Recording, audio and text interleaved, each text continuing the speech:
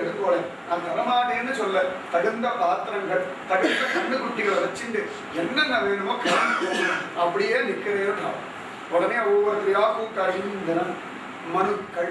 அதே மாதிரி ஒவ்வொருத்தரையா கூப்பிட்டு ஒவ்வொருத்தரையா ஒரு பாத்திரமா வச்சுட்டு கைகள் சில பேர் கைகளை பாத்திரமா வச்சுக்கிறா, சில பேர் சொர்ண பாத்திரம் வச்சுக்கிறா. அந்த மாதிரி ஒவ்வொருத்தர் பாத்திரமா வச்சுட்டு ஔஷதிகள் தானியங்கள் அந்த மாதிரி நிறைய ஒவ்வொருத்தையா கலக்கிறா. உடனே அவருக்கு ரொம்ப சந்தோஷமா எடுத்து பூதேவி எதையும் மறைக்காம இத்தனை பேரும் கலக்கிறதுக்காக எல்லாத்தையும் கொடுத்தாளேன்னு ரொம்ப சந்தோஷப்பட்டா. தன் மகளாய் ஏற்றுட்டா. அன்னிலிருந்தா பூமாதேவிக்கு பிருத்திவின்னு ஒரு பேர். அதுக்கு பிருத்திவின்னு பேரே கிடையாது. பிருத்மகா சக்கரவர்த்தி தன்னுடைய புதல்வியாக ஏற்கின்றதுனால அவளுக்கு பிருத்வின்னு ஒரு நாமகரணம் வந்துடுத்து. ஜோர ராஜ்ய பரிபாலனம் எல்லாம் பண்ணிட்டு இருக்கா. ஆச்சரியமா ராஜ்ய பரிபாலனம் அற்புதமா பண்ணிட்டு இருக்கா. ரொம்ப விசேஷமா இருந்தது. சரிப்பா தன் கணக்கெல்லாம் நன்னா இருக்கணும்னு சொல்லி அஸ்வமேத யாகம் பண்ணார். 99 அஸ்வமேத யாகம் ஜோரா பண்ணிட்டார். 100வது அஸ்வமேத யாகம் பண்ணிட்டு இருக்கா. அதாவது குதிரையை அது மேல அழகா மந்திரங்கள்லாம் சொல்லிட்டு இந்த மாதிரி அந்த குதிரை எல்லா தேசத்தையும் அனுப்புவார். யார் சார்வபௌமனோ அவள் தான் அது பண்ண முடியும். தசரத சக்கரவர்த்தி பண்ணா அந்த மாதிரி இதை பண்ணா. யாராவது ஒத்துக்கிற அப்படின்னா அவளை எதிர்த்து நின்று இவர்கள் ஜெயிச்சு தன்னுடைய ராஜ்யத்தின் கட்டுப்பாடுதான் நீ இருக்கேன்னு அவளுக்கு நிரூபணம் பண்ணணும். அதான் இப்பெல்லாம் சொல்றோம் இல்லையா, எத்தனையோ மாநிலங்கள் தனியா இருந்தாலும் மத்திய அரசு முக்கியம் இல்லையா, அந்த மாதிரி எல்லாரும் சின்ன சின்ன ராஜாக்களா இருந்தால் ஒரே ஒருத்தன் கட்டுப்பட்டு நாங்க இருக்கோம், எங்க ராஜ்யம் எல்லாம் கூட அவன் கட்டுப்பாடு இருக்கு, நாங்கள்லாம் ராஜாவா இருந்தாலும் கூட இந்த ஒரு சின்ன தேசத்துல ராஜா, இந்த ராஜாவுடைய கீழே தான் நாங்க இருக்கோம்னு ஒத்துக்கணும். அந்த மாதிரி ஒத்துக்காதவாளை இவ சண்டை போட்டு ஒத்துக்க வைக்கணும். ஒரு காலத்துல நம்ம தேசங்கள்லயே பார்த்தோம்னா எத்தனை விஷயம் திருவிதாங்கூர் சமஸ்தானம் காஷ்மீரம் கோவாலாம் தனித்தனியா இருந்தது. அதன் பிறகு நம்ம நாட்டோட சேர்த்துட்டா இல்லையா, அந்த மாதிரி சேர்த்துக்கிறது அஸ்வமேதையாகம் ஒன்று பண்ணுவா. ரொம்ப கஷ்டம், எல்லாராலையும் தான் பண்ண முடியாது. அது கலியுகத்தான் அஸ்வமேதையாகன்ற ஒரு கான்செப்டே கிடையாது. கலியுகத்துல ஏதோ சுரஸ்வமம் பண்ணலாம், கணபதி ஹோமம் பண்ணலாம், தன்வந்திரி ஹோமம் பண்ணலாம், ஓரளவுக்கு ஏதோ பண்ணிட்டு போயிட்டு வெளிய இதுக்கு மேலெல்லாம் பண்றதுக்கு நமக்கு சக்தியும் இல்லை, புத்தியும் இல்லை. மந்தாக சுமந்தமதையோ மந்த பாக்யாயு பத்ரிதாக 3 மணி நேரம் மாத்திரை என்னைக்காவது ஒரு நாள் சுரஸ்வமம் பண்றதுக்குள்ளேயே எப்படாப்பா ஹோமம் முடியும்னு காரணம் வச்சு யாக தீட்சையெல்லாம் வச்சுட்டு உபவாசம்லாம் இருந்து கட்டாந்திர படுத்துட்டு ஜலத்தை சாப்பிட நமக்கு ஆகவே ஆகாது. அதனாலதான் நான் அவசரம் தெளிவா நம்ம சித்தி நல்லா தெரிஞ்சு வச்சு சுலபமா வச்சுட்டேன். அந்த மாதிரி ஒரு அஸ்வமேதையாகும் 99 அஸ்வமேதையாகும் பண்ணினா 100வது அஸ்வமேத யாகம் பண்ண ஆரம்பிக்கிற சமயத்துல இந்திரனுக்கு பயம் வந்து. ஏன்னா 100 அஸ்வமேத யாகம் பண்ணா இந்திர பதவி, அதுக்கு மேல போயாச்சுன்னா ருத்ர பதவி, அதுக்கு மேல போயாச்சுன்னா பிரம்ம பதவி. இது எல்லாமே போஸ்ட் தான். எம்எல்ஏ எம்பி எம்சின்னு சொல்றாங்க. அந்த மாதிரி யார் வேணா அக்னி தேவனா மாற முடியும், யார் வேணா இந்திரனா போகலாம், யார் வேணா பிரம்மதேவர் போஸ்டுக்கு போகலாம். பார்த்தோன்னா அடுத்த சதுர்யுகத்துல இப்ப ஆஞ்சநேயர் இருக்கிறவர் தான் பிரம்மாவா வர, இப்ப அஸ்வத்தாமனா இருக்கிறது தான் அடுத்த சதுர்யுகத்துல வேதவியாசரா வரும். அந்த மாதிரி எல்லாமே போஸ்ட். பகவான் ஸ்ரீமன் நாராயணன் ஸ்ரீஹரி மட்டும் தான் போஸ்ட் கிடையாது. ஆதியன் ஜோதி குரு அது எல்லாமே 30 கோடி தேவர்களோடதும் போஸ்ட் தான். யாருன்னா அந்த ஸ்திதிக்கு போக முடியும், கீழே இறங்கவும் ரிஷீனே புண்ணிய மத்தியலோகே விஷந்தின் ஆப்ரம்ம புவனாலோகாகான்னு அந்த இடத்துக்கு போகிற வரைக்கும் போகலாம், திரும்பியும் கீழே இறங்க முடியும், அங்கேருந்து மேல வைகுந்தமும் போகலாம். ஒரு விஸ்தாரமா காண கிடைக்க. அதனால இந்திரன் பாதுதான் பயம் வந்துருக்கு. எல்லாரும் நினைச்சிருக்க இந்திரன் ஆகிட்டா நிம்மதி. இந்திரன் ஆனாதான் பெரிய தொந்தரவு. யார் தபசு பண்ணாலும் அழிவு தேவை, இந்திரன் தபசு பண்ணாலும் பயம் வந்துடும் அவனுக்கு. யாரா ரிஷி தேவேன்னு தபசு பண்ணா அச்சோ நம்ம பதவிக்காக தபசு பண்றாலும் இதுலயே போயிடும். இந்திரன்னா அந்த போஸ்ட் பேர் இந்திரன், ஒரே இந்திரன் அர்த்தம் கிடையாது. என்ன ஞாபகம் வச்சுக்கோங்க, ராமாயணத்தை காணக்கூடிய இந்திரன் வேற, பாகவதத்துடைய இந்திரன் வேற, விஷ்ணு புராணத்து இந்திரன் வேற. அதே சமயத்தை பார்த்தோம்னா ஒரே இந்திரன் கிடையாது, நிறைய இந்திரன் போஸ்டுக்கு யாருன்னா யாருந்தாலும் பிரதம மந்திரி தானே சொல்றோம். அந்த மாதிரி யார் இருந்தாலும் இந்திரன் மகாபலியும் இந்திரனா இருந்தான், பகுஷ மகாராஜா இந்திரனா இருந்திருக்கான், யார் யாரெல்லாம் இந்திரனா இருந்திருக்கான்னு ஒரு லிஸ்டே காண கிடைக்காது. போஸ்ட் எல்லாமே நீங்க கூட ஆகலாம், ஆனா அவசியம் இல்லை. தொந்தரவு வெறும் நாடு. அங்க போய் உருப்படாத போற வழியா வெளியில்லை, அங்க போய் உருட்டவா யாரும் இல்லை. அங்க போய் அம்பா மேல 129 பார்த்து இங்கேயே அப்படிதான் அடங்கி இருக்கிறது. அங்க ஸ்பெஷலா போய் அடைஞ்சு இன்னும் படாத பாடு. இங்க கொஞ்சமாவது அடி விடாது, அங்க போனா இன்னும் பெரிய அடி. ஒரு அரகாசம் வருவான், ஒரு இரண்யாட்சம் வருவான், ஒரு இரண்ய கசிப்பு வருவான். எத்தனை கத்தனை லௌகீகத்துல சுகம் மேல வரும் நீங்க ஆசைப்படுறீங்களோ அத்தனை கத்தனை துன்பமும் சமமா வரும். அது மட்டும் ஞாபகம் வச்சுக்கோங்க. இவ்வளவு வசம் தொட்டா நிம்மதியா இருக்கா நீங்க நினைச்சேன்னா ஒசர ஒசர ஒசர கூடவே பின்னாடி வம்பும் ஜாஸ்தி ஆகிட்டுதான் இருக்கு. ஒரு இன்னைக்கு வரைக்கும் நமக்கு தனம் நம்ம ஏதோ ஓட்டிட்டு இருக்கோம், காலத்தனம் தொந்தரவு கிடையாது. தனம் ஜாஸ்தியாக ஜாஸ்தியாக அவாவா பங்குக்கு எல்லாரும் கொண்டாடுவா, எல்லாரும் முடிந்து போவா, கடைசியில் நமக்கு ஒரு பிரயோஜனம் இல்லை. சோதினால் பொருள் சேர்த்தது உண்டாகும் சொல்லு சொல்லு என்று சுற்றுமிருந்து ஆசினவிதும் வாய் திறவாதே பெரியார்கள் சொல்றார். கடைசி காலத்து இப்படியே எழுதிட்டு இருக்காங்கன்னா தரித்திரமானதா ஒன்று விட்டுடுவோம். கொஞ்சம் ஏதானும் பணம் இருந்தோ தொலைச்சு கொடுத்தோ முடிஞ்சு போச்சு. உண்மையை பார்த்துட்டு சொல்றேன். எங்கெல்லாம் பணம் வச்சிருக்க சொல்லு. சோதினால் பொருள் சேர்த்தது உண்டாகும் சொல்லு சொல்லு என்று சுற்றுமிருந்து ஆர்வினவிலும் வாய் திறவாதே. அப்படியா இவ வாய் திறக்கிறாளா திறக்க மாட்டேங்கிறாளா? திரும்பி நான் என்ன வந்துடுவேன், நான் ஒன்று அப்படிதான் போக மாட்டேன். நான் இவ்வளவு சொல்ல கஷ்டப்பட்டு சம்பாதிச்சு விட்டுட்டு போக வேணும், போக மாட்டேன்னு ஹடத்துல உட்காந்து கிடக்கிறான். டாக்டருக்கு நல்லா கவனிச்சு பாருங்க. டாக்டர்லாம் சொல்லுவா இன்னும் ஒரு 6 மணி நேரம் 12 மணி நேரம் தாங்கலாம்னா உடனே கடகடன் கையெழுத்து வந்து எல்லாம் வாங்கணும். உலகத்துல நடக்கிற விஷயம் எல்லாம் தெரியாது. நமக்கு எவ்வளவு நெருங்கின பந்து அது நடந்தா நமக்கு தெரியும். அதையும் நம்ம வெளில சொல்ல மாட்டேங்கன்னா நமக்கு பந்துன்ற அவமானம். அதனால சில விஷயங்கள்லாம் மூடி மனசு சமாதி போட்டு அழகாக கட்டி வச்சுக்கணும். எல்லாருக்கும் அவாவால் நன்னாது. நிச்சயமா இந்த மாதிரி பார்க்கலன்னு யாரும் சொல்லவே முடியாது. இடத்துல சத்தியமா அவாவ பந்துக்கள் கூட்டத்துல அவாவ ஆத்திரைய கூட நடந்திருக்கலாம், நடந்துதான் இருக்கு. இது உலகத்துடைய யதார்த்தம். தனம் தனம் தனம் இதுதான் பிராதானியம் வச்சுட்டு இருக்கோம். நிச்சயமா நடந்துருக்கு, பல இடங்கள் நடந்திருக்கு. 6 மணி நேரத்துல வைத்தியம் வேணுமான்னு சொல்லியாச்சுன்னா உடனே எல்லாரையும் கூட்டி எல்லாம் ஏற்பாடு பண்ணிட்டோம். ஒருத்தருடைய ஆயிடுத்து எல்லாம் ஏற்பாடு பண்ணியாச்சு. 6 மணி நேரத்துல கலந்த போறான். பார்த்து அவர் போகல, எல்லாரும் வந்துருச்சு. கடைசி இது வரைக்கும் தயார் பண்ணியாச்சு. ஒரு போகல 10 நாள் இருக்கு. அதுக்கப்புறம் எல்லாரும் போயிட்டாங்க. இது போதி போக நான் கலந்து போயிட்டேன். அதுக்கப்புறம் திரும்பி சீர்தாரி ஃபோன் பண்ணலாம். போன பிறகு சொல்லுவோம் திரும்ப வந்துட்டு இருக்க முடியாது. அந்த மாதிரி எத்தனை வாட்டி திரும்பி போகிறதுன்னு சொன்னான். யதார்த்தம் உலகத்துடைய ஸ்திதி ஸ்திதி. எத்தனையோ மூர்ச்சையான பிறகு கூட கையெழுத்து வாங்குற சம்பவங்கள் நடந்துட்டுதான். தனத்தை கொண்டு என்னென்ன பாடுகள் படுறோம் கொஞ்சம் நெஞ்சம் இல்லை.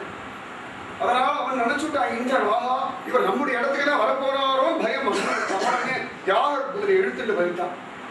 உடனே ரிஷி பார்த்து சொல்லிட்டா பிள்ளையான இடத்துல புத்துக்குடைய பிள்ளைகிட்ட போடாமல் தூக்கிட்டு போறான். அந்த பொருள் எடுத்தாங்க. இப்படியே ரொம்ப நாள் நடந்துட்டே இருந்து ஒரு சித்திரை இந்திரனை வதம் பண்ணலான்னு மன்றங்கள் எல்லாம் சொல்ல ஆரம்பிச்சுட்டா. இப்போ பிரம்மதேவர் வந்தார். எல்லாம் அவசியம் இல்லை, 99 வெள்ளியாச்சு, உனக்கு இந்திர பதவியில் ஆசையும் இல்லை, என்ன கீர்த்திக்கும் உனக்கு 99 அஸ்வமேத யாருமே போதும், இந்திரனை விட்டுடுங்கோன்ட்டா.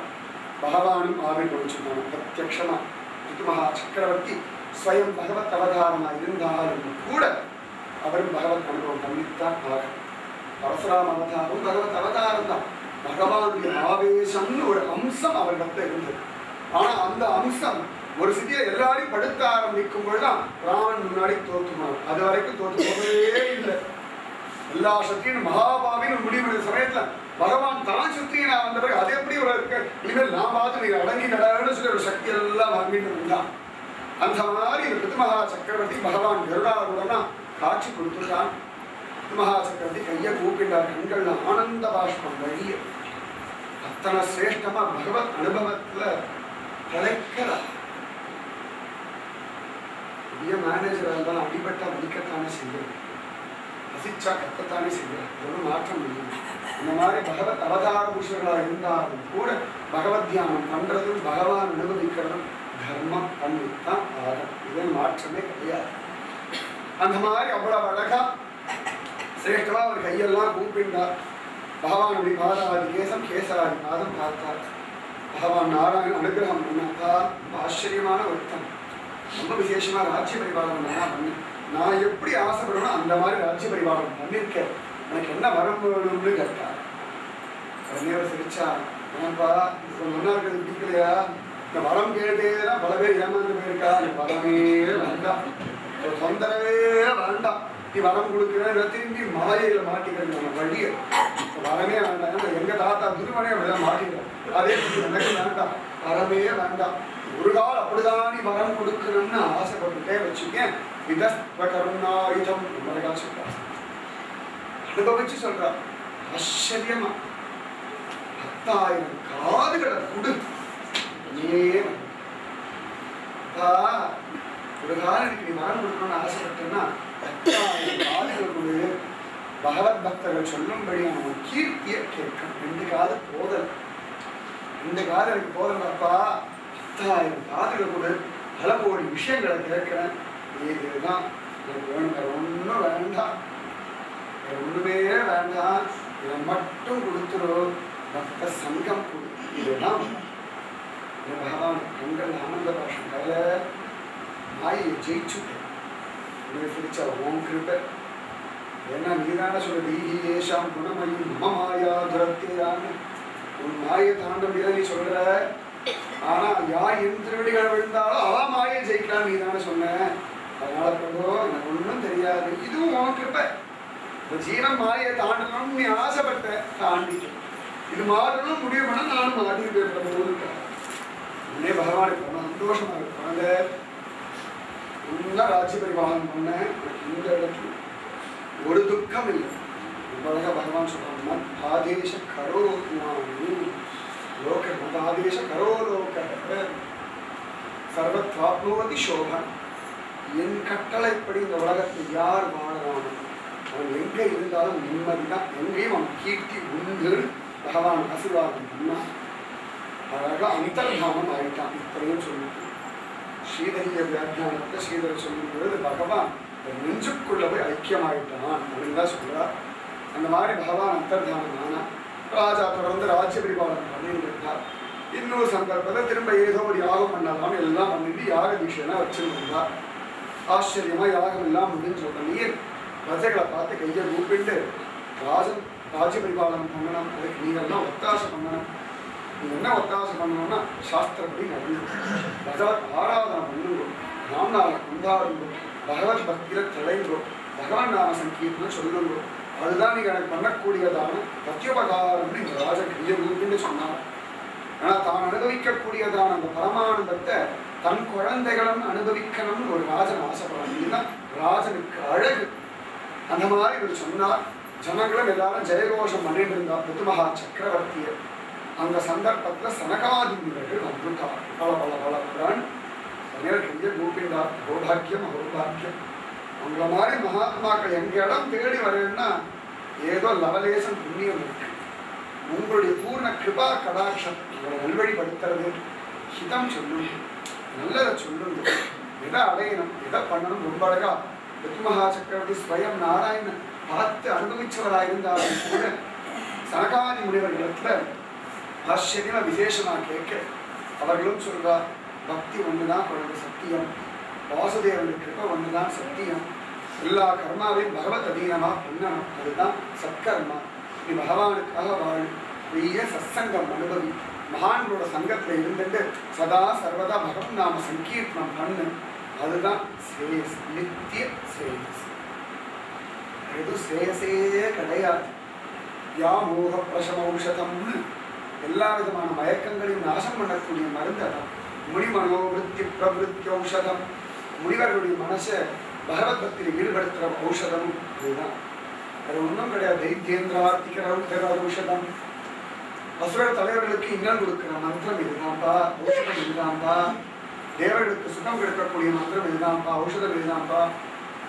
திரிஜகதாம் சஞ்சீவனைக்கு ஔஷதம், 3 ஜகத்துக்கும் சஞ்சீவனி ஔஷதம் இதுதான். இதுன்னு கேட்டா கிருஷ்ண ஔஷதம்.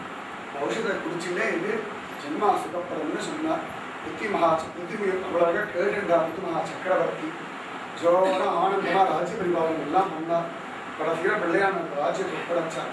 நல்ல கட்சிச்சார். அத்தனை சிரேஷ்டம் இந்த பிருதுமகா சக்கரவர்த்தியுடையதான சரித்திரம் பரம பாவனமயமானது. கேட்கிறவாளுக்கு பக்தியையும் ஆயுசையும் ஐஸ்வர்யத்தையும் கீர்த்தியையும் அபயத்தையும் தரக்கூடியதாக தான் பெரியவாக வியாக்கியானம் என்றார். அந்த மாதிரி அவ்வளவு அழகா துருவவம்சத்தில் பிருதுமகா சக்கரவர்த்தி பற்றி சொன்னார். கேட்டு இருந்தான் பரீட்சித் மகாராஜா. தன்னை மறந்து போய் எவ்வளவு ஆச்சரியமா இத்தனை ஸ்ரேயஸான ராஜாக்கள்லாம் மறந்துருக்கார். நம்மளும் அந்த மாதிரி பக்தி பண்ணணும், நம்மளும் அவளை மாதிரி உத்தமமான கதி அடையணும்னு நம்ம மனசுக்குள்ள பிரார்த்தனை பண்ணணும். பிரார்த்தனை பண்ணணும், பிரபோ எங்களை பக்தி பண்ண வேடா, நான் உத்தமரா இருக்கணும்டா, நீ ஆசைப்படும்படியா வாழணும்டா, நீ இஷ்டப்படி வாழணும்டா, நீ கிட்ட வழக்கா இருக்கணும்டான்னு இருக்கணும். அதுதான் ஜென்மாவுக்கு சுகம், ஜென்மாவுக்கு திருப்தி. எதுனா அதுதான் ஜிதந்தே புண்டரீகாக்ஷ நமஸ்தே விஸ்வபாவன நமஸ்தே ரிஷிகேஷ மகாபுருஷ பூர்வஜ. ஜிதந்தே ஸ்தோத்திரம்னு ஒரு வித்தியத்தில் இருக்கு. அதுல சொல்றா ஜிதம் தே புண்டரீகாக்ஷ. ஏ புண்டரீகாக்ஷா, இந்த ஆத்மா உன்னால ஜெயிக்கப்பட்டோம். ஜிதம் தே புண்டரீகாக்ஷ நமஸ்தே விஸ்வபாவன. நமஹ, இது என்னுடையது இல்லை, உன்னுடையது. ஏ விஸ்வத்தையே வியாபிச்சு கிடக்கிற எம்பெருமானே, இந்த ஆத்மா என்னுடையது இல்லடா, உன்னுடையதாகவே இருக்கும். ஜிதம் தே புண்டரீகாக்ஷ நமஸ்தே விஸ்வபாவன நமஸ்தே ரிஷிகேஷ மகாபுருஷ பூர்வஜ. மகாபுருஷன்டா, எல்லாருக்கும் முன்னாடி இருக்கிற ஆதி தெய்வம்டா, பூர்வஜன்டா. இந்த ஆத்மா என்னுடையதுன்ற சிந்தனை இல்லாம உன்னுடையதுன்னு எண்ணிக்கணும்.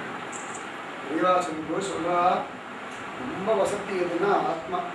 இந்த ஆத்மாவை என்னுடையதுன்னு எவன் நினைக்கிறானோ அவன் மகாபாவி. பகவானுக்குரியதான ஆத்மாவையே இவன் என்னுடையதுன்னு திருடுறான்னா இந்த பாவி வேற எந்த பாவம் தான் பண்ண மாட்டான்னு ஒரு கேள்வி கேட்கிறான். இந்த ஆத்மா பகவானுடைய சொத்து, நான் என்னுடையவன் இல்லை. யானே எந்தனதே என்றிருந்தேன். நான் யானே என்னை அறியலாதே யானே எந்தனதே என்றிருந்தேன். நான் யாரும் எனக்கு தெரியலப்பா, அதனால நான் எனக்குரியவன், இது என் வாழ்க்கை, இது என் சுகம், என் துக்கம், என் மானம், என் புகழ்னு யானே எந்தனதே என்றிருந்தேன். யானே நீ, என் உடமையும் நீ. நான் உன்னுடைய வஸ்து தெரிஞ்சு போயிடுது, என்னுடைய எல்லாம் உன்னுடையதும் தெரிஞ்சு போயிடுது. யானே நீ, என் உடமையும் நீயே. வானவர் ஏத்தும் வானே ஏத்தும் அவ்வானவர் ஏறு. நீ தேவாதி தேவன் தான், உலகமே உன்னுடைய கட்டுப்பாட்டில் இருக்கு. அதுல ஓரத்தில் இருக்கிற ஒரு ஜந்து நான் போய் என்னுடையது நினைச்சா நஷ்டம் உனக்கில்லாப்பா, எனக்கு தான் நஷ்டம் சார். அதனால ஆத்மாவை அவன்கிட்ட கொடுத்துடும். எப்ப ஆத்மாவை கொடுத்தாச்சோ சரீரமும் அவனுக்குரியது. எப்ப சரீரம் அவனுக்குரியதோ அவனுடைய இந்திரியங்கள், மனசு, சுகம், துக்கம், லாபம், நஷ்டம் எல்லாம் பகவானுக்குரியது. நம்ம ஒரு ஃப்ரிட்ஜ் வாங்கிட்டோம், நம்ம இடத்துல வந்துடுத்து, அது ரிப்பேர் ஆனாலும் நமக்கு தான், நமக்கு தான் செலவு இருக்கணும். அதுலேருந்து ஏதாவது வஸ்துவை ஜாகிரதையாக வச்சுக்கணும்னா பிரயோஜனம் நமக்கு தான். ஏன்னா நம்முடைய சொத்து. அதை விற்கிறது நம்ம இஷ்டம், ரிப்பேர் பண்ணுறது நம்ம இஷ்டம், வேண்டாம் மூளை கட்டி போடுறது நம்ம இஷ்டம். நம்ம யார் ஊருக்கு மாத்திரம் இருக்கணும், அதில் மூளை வந்து தான் ஆகணும். இந்த மாதிரி நம்ம பெரியவா தான் சொல்கிறோம், உனக்குன்னு ஒரு ஆசை வச்சுக்காது. இன்னைக்கு பகவான் இங்கே வைக்கிறானா இங்கே இரு, நாளைக்கு அங்கே வைக்கிறானா அங்கே இரு, நாளைக்கு வேற இடத்த கொண்டு வைக்கணும் அங்கே வை, அங்கே அவ்வளோதான் உன் சொத்து. ஆட்டில் சாரெல்லாம் வச்சுருக்கோம், அது இங்கே தான் இருக்குன்னு அடம் பண்ணுறதா. நம்ம எங்கெல்லாம் மாற்றி போடுறோம் அங்கெல்லாம் கிடக்காது. நான் இங்கே இருக்க மாட்டேன், எனக்கு இதெல்லாம் பிடிக்கல, நன்னா இல்லை, இதெல்லாம் உட்காந்து எனக்கு ஆகலை பேசுறதா இல்லையே. அழுக்காச்சுன்னா வருத்தப்படுறதா இல்லையே. நம்மளா கவரெல்லாம் அழுக்காயிடுது, எடுத்து போட்டு துவைக்கும். எடுத்து போட்டு அன்றைக்கே துவைக்கல, 3 நாள் ஆகட்டும் பரவாயில்ல, கைட்டு போட்டுருக்கும், வேற ஆடையை போட்டு விட்டுருக்கோம். ஆடையை போடாத வரைக்கும் அச்சுச்சோ இல்லை, அப்படி ஆடையெல்லாம் நிற்க வச்சுருக்கேன்னு சொல்ல போடுறோம் இல்லை. கோபம் வந்தால் ஓங்கி அடிக்கிறோம், நீ ஏன் அடிச்சேன்னு கேட்கறதா இல்லை. உடஞ்சி போயிட்டு தான் ரிப்பேர் பண்ணுறோம், ஏன் ரிப்பேர் பண்ணுறோன்னு கேட்கறதா இல்லை. பெயிண்ட் அடிக்கிறோம், ஆஹா பெயிண்ட் அடிச்சா கொண்டாடும், அது பாட்டு கிடக்கணும். அந்த மாதிரி கடந்தெல்லாம் நான் தான் குதிச்சா அப்படின்னா துக்கம் தான். எனக்கு ஒன்றும் தெரியாது. அவன் இஷ்டம் அவனுக்கு அழகான அவன் இஷ்டம். மீரா அப்படிதான். இன்னொரு கல்யாணம் பண்ணிக்க சொல்றான்னு பயந்து போய் வயிறை தரைச்சு குடிச்சுட்டா. குழந்தை இறந்து போகலான்னு பார்த்தா பகவத் சங்கல்பம் இல்லையே, இறக்க முடியாது. அது பெறலையே, இஷ்டத்துக்கு போகிறது இல்லையே. பகவான் அனுபூதியில் ஒரு காட்சி கொடுத்துட்டான் பிருந்தாவனத்துல. மீரா போய் திருவடியை பிடிச்சிருந்தா. பகவானே கிரிதாரி வந்துட்டியான்னா சும்மா இருக்கு, எனக்கு ஒரு கேள்விக்கு சந்தேகம் பதில் சொல்லிட்டு. மீரா கேட்டா என்னன்னு, நீ என்னுடைய சொத்து தானே நடிக்கிட்டா. என்ன பிரபு எப்படி கேட்கற, நான் உன் சொத்து தானே, என்ன பார்த்து உன் சொத்தா நீ கேட்கலாமா? இல்லை ஒரு சந்தேகம், சொல்லு சொத்து தான். சொத்துக்களை தனி விருப்பு வெறுப்பு இருக்கலாம், இருக்கப்படாத பிரபு. அப்புறம் என்ன, கும்பரானாவை கல்யாணம் நீ பண்ணிக்கணும் நான் ஆசைப்படுறேன், வேண்டாம் மறுக்கிறதுக்கு நீ யார், விட்டுட்டு ஓடுறது உனக்கு யார் அருகதை கொடுத்தா சொல்லுன்னா. உடனே கை கட்டி வாய் கொடுத்தான். உனக்கு அதுதான் சந்தோஷம்னா ராணாவை கல்யாணம் பண்ணிக்க. சொத்துன்னா எஜமானம் இஷ்டப்படி இருக்கணும். டம்ளரை வீசியெல்லாம் அதோட என்னதான் கிடைக்கிறது. அரிசினத்தால் ஈன்றத்தாய் அகற்றினும் மற்றவள் தன் அருள் நினைந்தே அழும் குழவி அதுவே போன்றிருந்தேனே சொல்றார். 10 வாசனை சொல்றார். என்னதான் பாடுபட்டு வச்சாலும் ஒன்றை விட்டுட்டு போவோம், எனக்கு வேற கத்தி இல்லடாப்பா, உன் கூட தான் இருப்பேன். அம்மா ஓங்கி 4 அரை அரைஞ்சுட்டான், பலாப்பழம் அரைஞ்சா ஈஸி எரிஞ்சுட்டான்னா குழந்தை இனிமேல் நீ அம்மா இல்லை, நான் உன் குழந்தை இல்லை, பக்கத்தாக்கு மாமாவுக்கு போறேன், அவன் ஜம்முன்னு வச்சுப்பான்னு சொல்லிட்டுனா இது முட்டாள்.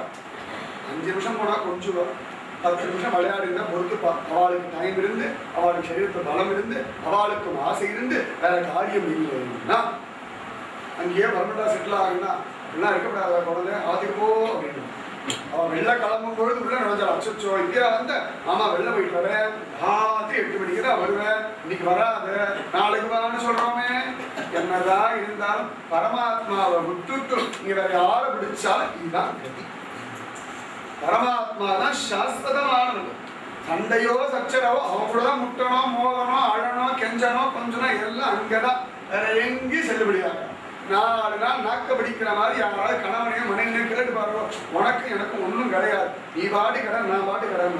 என்ன திட்டுறோம் பெருமாள், இன்னைக்கு திரும்ப திட்டுறான், உனக்கு எனக்கு சங்காரம் இன்னும் கோவிலுக்குள்ள வந்த காலை வெட்டி சொல்றானா.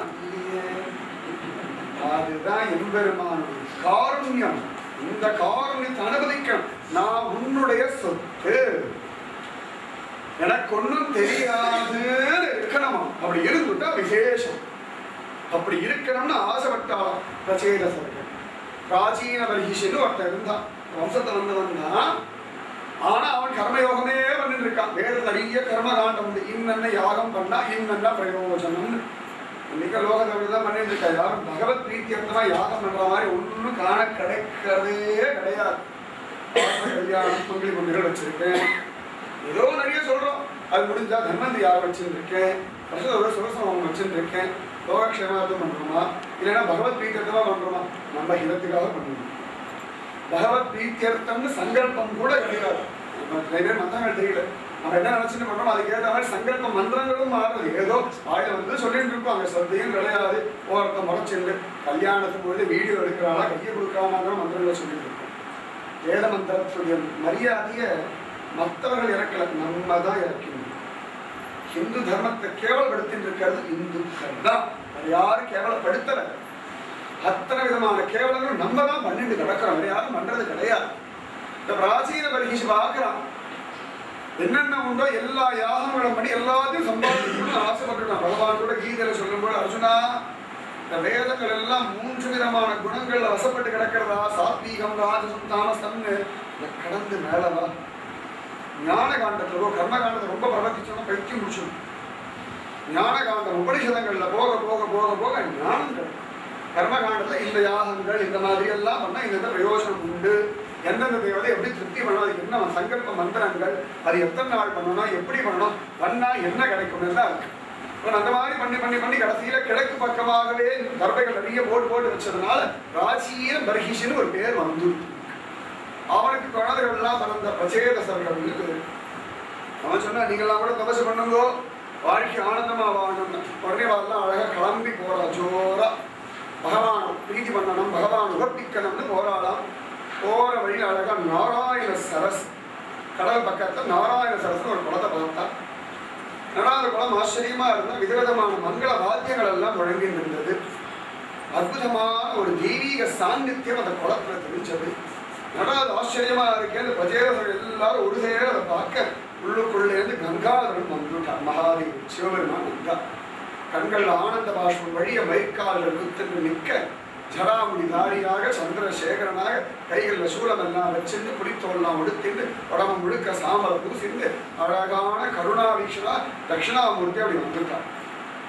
வர்றவாலாம் கையை ஊப்பிண்டார். என்ன ரொம்ப சந்தோஷம், நீங்கெல்லாம் பகவான பிரீத்தி பண்றதுக்காக தானே தபஸ் பண்றதா போற, உங்களுக்கு நான் சொல்லி தரேன், குஷியா வந்துட்டாலும். இதுதான் சனாதனமான இந்து தர்மத்துடைய பலம்.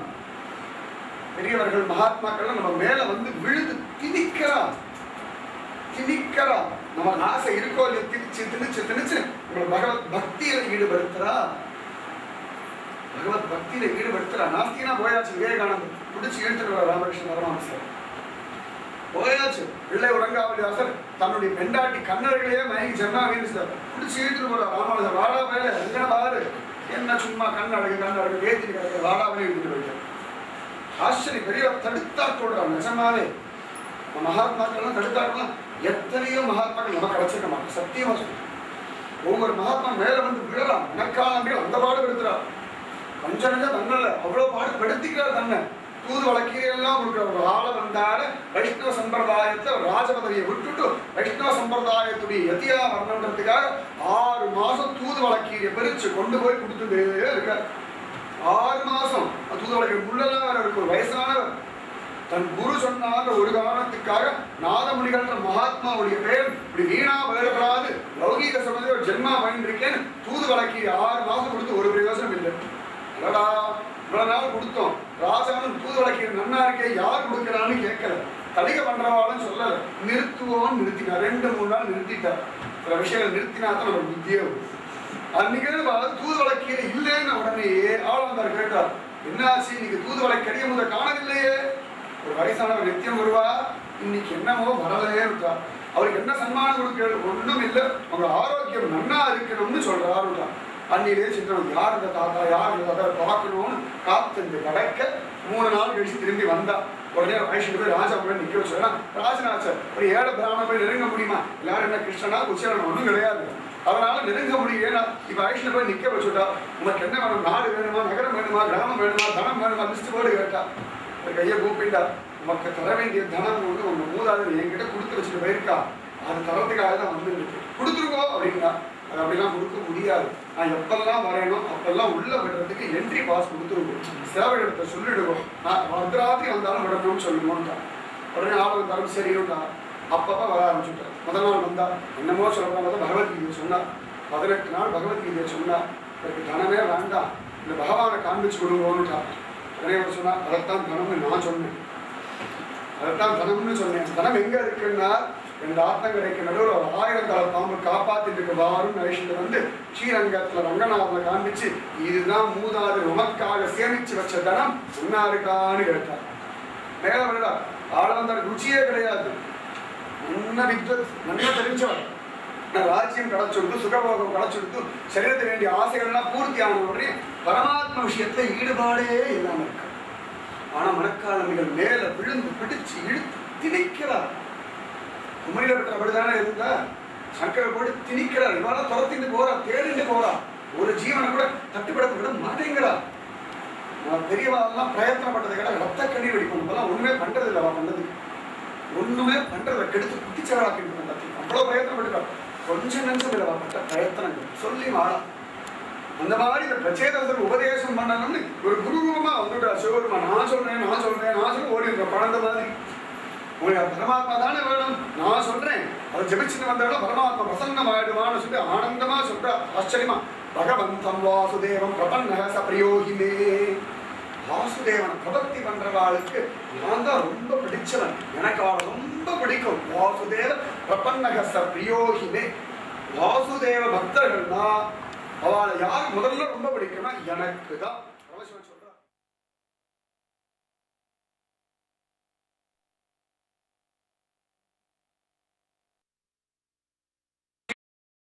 மயர் வர மதி நம்ம சொல்லணும் கதாசனம் இருக்கு. அந்த மாதிரி வந்துட்டார். நான் உபதேசம் பண்றேன்னு சொல்லி அழகாக உபதேசம் பண்றார். ருத்ர கீதம்னு ஸ்ரீமத் பாகவத ரொம்ப விசேஷம், ஆச்சரியமா வர்ணிக்கிறார். பகவான பாதாதி கேசம் கேசாதி பாதம் வர்ணிச்சுட்டு ஆனந்தமா சொல்ற. அற்புதமா வாசுதேவாய சாந்தாய கூடஸ்தாய சரோஜிஷே குண்ட வேதாய கிருஷ்ணாய. ஆச்சரியமா நிறைய விசேஷமா சொல்லிட்டு ருத்ர கீதா.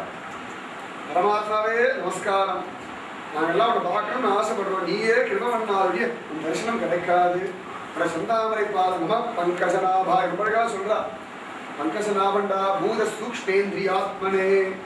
கண்ணுக்கு தெரியக்கூடிய வஸ்துக்கள், கண்ணுக்கு தெரியாத வஸ்துக்கள், எங்களுக்கு புரிஞ்ச வஸ்துக்கள் புரியாத வஸ்துக்கள் எல்லாத்துக்குள்ளேயும் அந்தரியாமி நீதான். பூத சூக்ஷ்ம இந்திரிய ஆத்மனே. இந்திரியங்களுக்கு வசப்படாத ஆனா இந்திரியங்கள் அனுபவிக்கக்கூடியவன் பெரியவன் தானே. அவ்வளவு அழக வாசுதேவாய சாந்தாய கூடஸ்தாய சரோஜிஷே. ஸ்வயம் ஜோதி ரூபம்டா, எல்லா இடத்தையும் வியாபிச்சு கிடக்கிறவன்டா, சாந்தமூர்த்தி தான். ரொம்ப ஆச்சரியமா அற்புதமா பரமாத்மா கிருஷ்ணனுடைய ரூபத்தை 4 சதுர்புஜதாரியா வர்ணிச்சு இதே ஜபிச்சிருக்கோ பரமாத்மா பிரசன்னமாவான்னு சொன்னார். நாராயண சரஸ்வதம் குருவாயூர். குருவாயூர் தான் அவர் ருத்ரகீதம் ஜபிக்க சொல்லிக் கொடுத்தா. இவர்களும் ஜபித்தார்கள். பகவான் பிரத்யக்ஷமான நாராயணன் அப்படியே பிரத்யக்ஷமான பிரச்சேதன் அனுகிரகம் பண்ணா. உடனே பகவான் சொன்ன இந்த ருத்ரகீதை யார் காலையில் சாயங்காலம் ஏகாகிர சிந்தனையோட ஜபிப்பார்களோ அவர்களுக்கு என் சாயுஜ்யம் உண்டுன்னு சத்தியம் முடிச்சான். அப்போ அவர் சிரேஷ்டம் இந்த ருத்ரகீதம்ன்ற ஒரு விஷயம் அந்த சந்தர்ப்பத்துல இவருடைய அப்பா இருக்கிற பிராச்சீன பருகி சமபாடி கர்மகாண்டத்தில் ஈடுபட்டு இருக்கான். நாரதர் பார்த்த என்னடா பிள்ளைகள் கூட உருட்டாச்சு, இது இன்னும் உருப்பட மாட்டேங்கிறது அங்கேருந்து ஓடி வந்துட்டான். துருவ வம்சத்தோட வீணா போறானே, வீணா போறது யாருமே பண்ணிட்டு கிடக்கிறான். ஆத்ம சிந்தனை இல்ல, பரமாத்மா அனுபவிக்கணும்னு ஆசை இல்ல, பிரயோஜனத்துக்காக பண்டமாற்று மாதிரி ஏதோ ஒரு காரியம் பண்ணிட்டே இருக்கான். வேலைக்கு போயிட்டு சாப்பாட்டுக்காக பணம் சம்பாதிக்கிற மாதிரி யார் யஜ்ஞாதிகள் பண்ணி சுகத்துக்கான பிரயோஜனம் சம்பாதிக்கும். இதுக்கு அதுக்கு பெரிய வித்தியாசமே இல்லை, வித்தியாசமே இல்லை. எல்லாரும் வேலைக்கு போறோம், என்ன பண்ணோம், மாசம் சம்பளம் கொடுக்குறான், 10,000 ரூபாய் கொடுக்குறான், 7,000 ரூபாய் கொடுக்குறான், கார் கொடுத்துருக்கான், பட்டர்ஸ் கொடுத்துருக்கான், போனை கொடுத்துருக்கான், ஒழுங்கா போய் பண்ண வேண்டாமோ அப்படின்னு சொல்லி பகவான் கொடுத்துருக்கான், பகவானுக்காக பண்ண வேண்டாமோன்னு பேச மாட்டேங்கிறோமே. அதனால 58 வயசுக்கு அப்புறம் கூட மனசு அடங்க மாட்டேங்குது. ஆபீஸ் காரியம் பண்ணும் பொழுது இது பாசுக்காக பண்ணல, மாச சம்பளத்துக்காக பண்ணல, போனஸுக்காக பண்ணல, ஃபியூச்சருக்காக பண்ணல, நாராயணனுக்காக பண்றேன்னு ஒரு புத்தி இருந்தா அப்ப தெரியும் ஆபீஸ் காரியம் பண்றது பிரயோஜனம் என்னன்னு. கர்மன் ஏவ அதிகாரஸ்தே மா பலேஷு கதாச்சன மா கர்மபல ஹேதுர்பூகு மாதே சங்கோத்ஸ கர்மணி. கர்மாவை செய், உனக்கு பலனில் அதிகாரம் இல்லைன்னா அல்பமான ஒரு 10,000 20,000 50,000 1 லட்சத்துக்காக உன்னுடைய ஆபீஸ்களை வீண் பண்ணிடாத. எனக்காக பண்ணா மோட்சம் வரைக்கும் கிடைச்சிடும்டா. இருக்குடா அப்படி அல்ப பலனை வாங்கிட்டு படாத பாடு பண்ற, அதனால பொறுப்பை என்கிட்ட ஒப்படைச்சிடும். எனக்காக ஆபீஸ் கர்மா பண்ணு, எனக்காக ஆத்தி கர்மா பண்ணு, எனக்காக எல்லா கர்மாத்தையும் பண்ணு, மோட்சம் வரைக்கும் நான் பார்த்துக்கிறேன். அதனால கர்மன் ஏவ அதிகாரத்தை மாபலேஷு கதாசன். இந்த கர்மத்துக்கெல்லாம் அதிகாரம் பயன் வேண்டாம். குழந்தைகள்லாம் நீ ஒழுங்கா படி, சைக்கிள் வேணுமா நான் வாங்கி தரேன், என்ன வரைகள் நான் வாங்கி தரேன், அவ்வளோதானே சொல்லுங்க. அதுக்கு மேலே ஒன்றும் கேட்கறது இல்லையே. அந்த மாதிரி கர்மாவை பண்ணு, உனக்கு என்ன வேணுமோ அதை நான் கொடுக்குறேன். வேறு ஒன்றும் நீ பிரயத்தனப்பட வேண்டாம். குழந்தைகளை சொல்கிறோம், நீ ஃபஸ்ட் ரேங்க் வாங்க, என்ன வேணும், பென்சில் வேணுமா வாங்கி தரேன், நோட் வேணுமா வாங்கி தரேன், நோட்ஸ் வேணுமா வாங்கி தரேன், டேபிள் வேணுமா வாங்கி தரேன். நீ ஒழுங்காக படித்து மார்க் வாங்கினா போதும் இல்லையா? படிக்கிறது மட்டும் உன் கர்மா. அதுக்கு என்ன வேணும்னு சொல்லி நான் பண்ணுறேன்னு அந்த மாதிரி பகவான் சொல்கிறான், கர்மாவை நீ பண்ணு, பிரயோஜனத்தை நீ யோசனை பண்ணாது, நான் பார்த்துக்கிறேன். நீ அல்பமான ஒரு பிரயோஜனத்தை வாங்கிட்டு படாத பாடுபடுற, நான் மோட்சம் வரைக்கும் தருவேன், அனாவசியமாக வீண் பண்ணி தொலைச்சுடாது. கர்மன் ஏவ அதிகாரஸ்தே மா பலேஷு கதாச்சன. கலிக பண்ணா ஆத்திகாரம் பிடிக்கும், மாமனாருக்கு பிடிக்கும், மாமியாருக்கு பிடிக்கும், படிச்சு கொட்டி தொலைய வேண்டியிருக்கேன்னு பண்ணக்கூடாது. இது எம்பெருமானுக்கு பண்ணுறேன். ஒவ்வொரு நாள் தலிகை பண்ணும்போது இது திருப்பதி பெருமாளுக்காக தலிகை பண்ணுற ஒரு நாள் பண்ணுவோம். ஒரு நாள் உப்பிரியப்படிக்காக பண்ணி பாருங்க, உப்பில்லைனா கூட ஒழுங்காக சாப்பிடுவேன். சத்தியம். ஒரு நாள் உருட்டி கிருஷ்ணக்காக தலிகை பண்ணுவாள், இப்படி பண்ணி தொலைய போகும், வழியே இல்லை. இது தான் சொல்றது, கர்மாவை மாற்ற வேண்டாம், மனோபாவத்தை மட்டுமா மனசு தான். கர்மத்தை விட வேண்டாம், இதை விட முடியாது. கடைசி வரைக்கும் கர்மா உண்டு. ஸ்திரீகளுக்கு ஒரு கர்மா, புருஷாளுக்கு ஒரு கர்மா, குழந்தைகள் அப்பா அம்மா எல்லாருக்கும் ஒரு தர்மம் உண்டு. ஸ்ரீராம் சதர்மோன்னு இருக்கு. அதை பரமாத்மா வித்தியஸ்தமா பண்ண ஆணைகள் அப்படி பண்ணல. அதனால நாரதர் வந்தார், வேலை என்ன இப்படிலாம் பண்ணிட்டு இருக்க, நல்லா இருக்கு, இன்னும் கூட நடிகாக அடுத்து பிளான் பண்ணிட்டு இருக்கேன், அடுத்த 1 வருஷத்துக்கு எல்லாம் பிளான் பண்ணி வச்சு விட்டேன். நிறைய பார்த்தா ஒரு கதை சொல்றேன், கேட்குறியாடா? ஓ கேட்குறேன். கதை சொல்றதுனால வந்துதான் ஏற்கனவே ஒரு மாதிரி இருக்கும் இல்லையா, இன்னும் ஒரு மாதிரி ஆக்கிறது வழி. பாகவதன் கேட்டு முதல்ல ஆஹா, 2ஆம் ஓஹோ, 3ஆம் அச்சோ, 4ஆம் அடரா, இப்படி கொஞ்சம் வந்து நம்ம உருப்படவே இல்லை போல இருக்கு. கதை கேட்டு என்னடா தெரியும்னா நம்ம இன்னும் உருப்படலேன்னு தான் தெரியும். அதுக்கப்புறம் உருப்படணும்னு ஆசை வரும், ஆனா முதல்ல உருப்படலே தெரியறதுக்கு ரொம்ப கஷ்டம். இது வரைக்கும் ஒரு கற்பனை, ஆஹா நம்ம உருப்பிட்டோம் மேல வந்துருவோம்னு நினைச்சா ஒன்றும் இல்லை. தண்ட கூட்டம்னா அடி வைத்து கொஞ்சம் கலக்கத்தான் செஞ்சு. அதுக்காக பல பேர் சத்சங்கம்னா ஏதோ ஒரு காரியம் சொல்லி வரமாட்டேன்னா முதல்ல வந்துடுவா, மத்தியானம் போக வேண்டாம்னு நினைப்பா, இருந்தாலும் போய் பார்க்கலாமே உட்காந்துருவா, அடுத்த கேட்டுருவாருன்னு நம்ம உட்காருவோம். 4ஆம் நாள் பழக்கமாக எடுத்து என்னமோ அதில் கால் தவறாக கிளம்பிடும். 5ஆம் நாள் இருந்தால் நல்லா இருக்கும்னு தோணும், அதுக்குள்ள பார்க்க முடிச்சு. இதுதான் சத்சங்கத்துடைய பிரத்யக்ஷ பிரயோஜனம். சத்சங்கம் கேட்டால் இப்படிதான் ஆகணும். ஆனா ஆத்மாவுக்கு மாயிலிருந்து விலகிறது, இந்த மாயிலிருந்து விலகிறது கஷ்டம், ஆனா விலகியாச்சுன்னா பரம சுகம். அந்த மாதிரி கதை சொல்றேன் கேளுடா. புரஞ்சன் ஒருத்தர் இருந்தா, அவன் ஃப்ரெண்டு ஒருத்தர் இருந்தா, அவிஜ்ஞானசகான்னு பேரு. 2 பேரும் ஒரு இடத்துல இருந்தா. இந்த புரஞ்சன் ஒரு நாள் கிளம்பினா, தனக்கு வேண்டிய மாதிரி ஒரு தேசம் தேடினா, ஒன்றும் கிடைக்கல. கடைசி இமயமலைக்கு தென்பக்கத்துல ஆச்சரியமான ஒரு தேசத்தை பார்த்தா. 9 வாயில் இருந்தது, அதிவிசேஷமா அவைகள்லாம் இருந்தது, பார்க்கெல்லாம் இருந்தது, நிறைய விதவிதமான அனுபவங்கள்லாம் இருந்தது. அழகாக அழகான ஒரு ஸ்திரீ இருந்தா, அவளுக்கு வேலைக்காரர்கள் இருந்தா, 10 வேலைக்காரர்கள் இருந்தா, ஜோரா இருந்தா.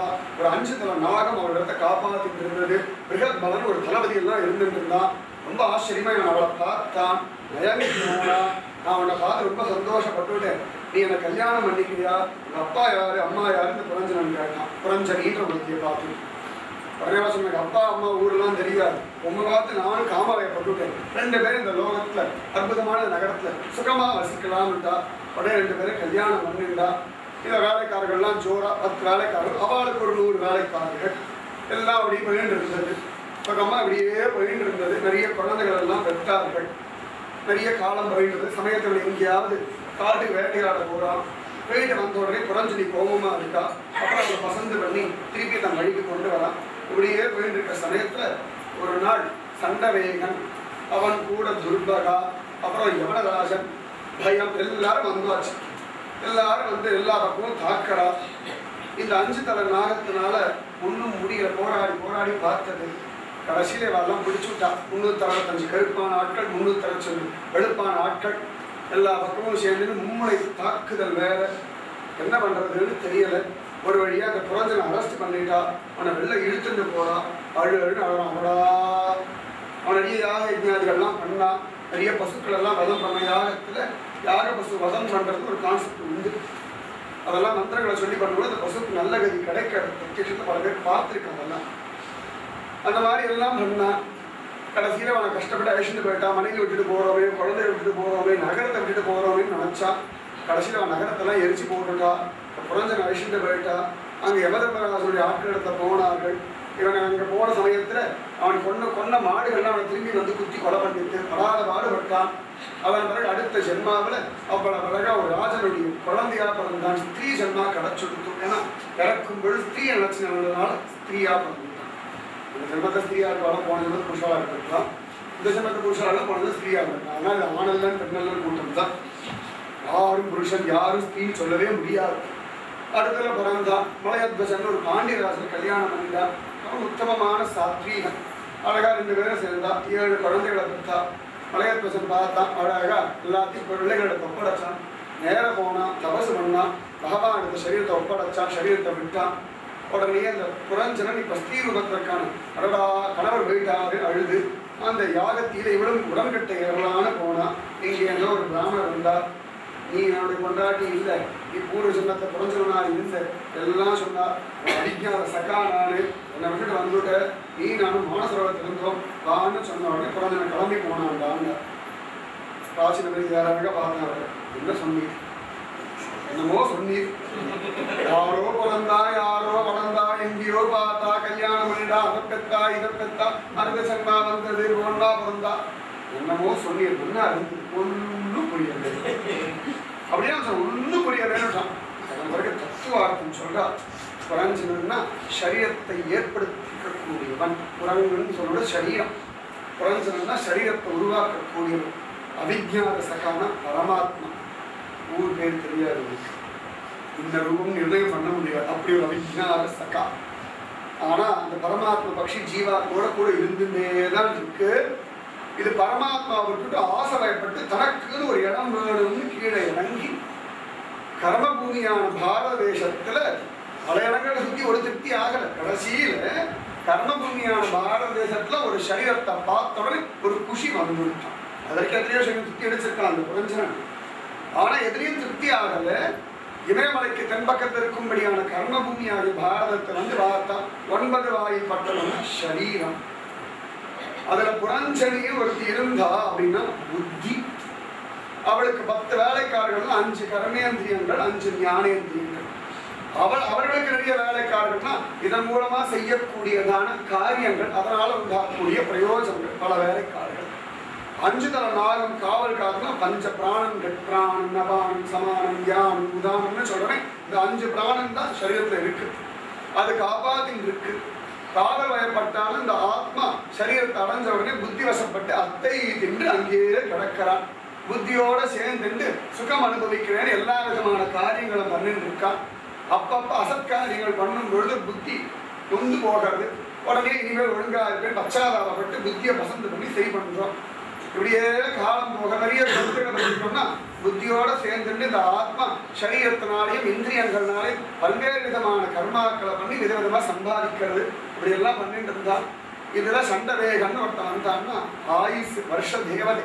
365 கருப்பு 365 வெளுப்புன்னா ராத்திரி பொழுது பகல் பொழுது அவ்வளவு அழகா வந்து தாக்கினா.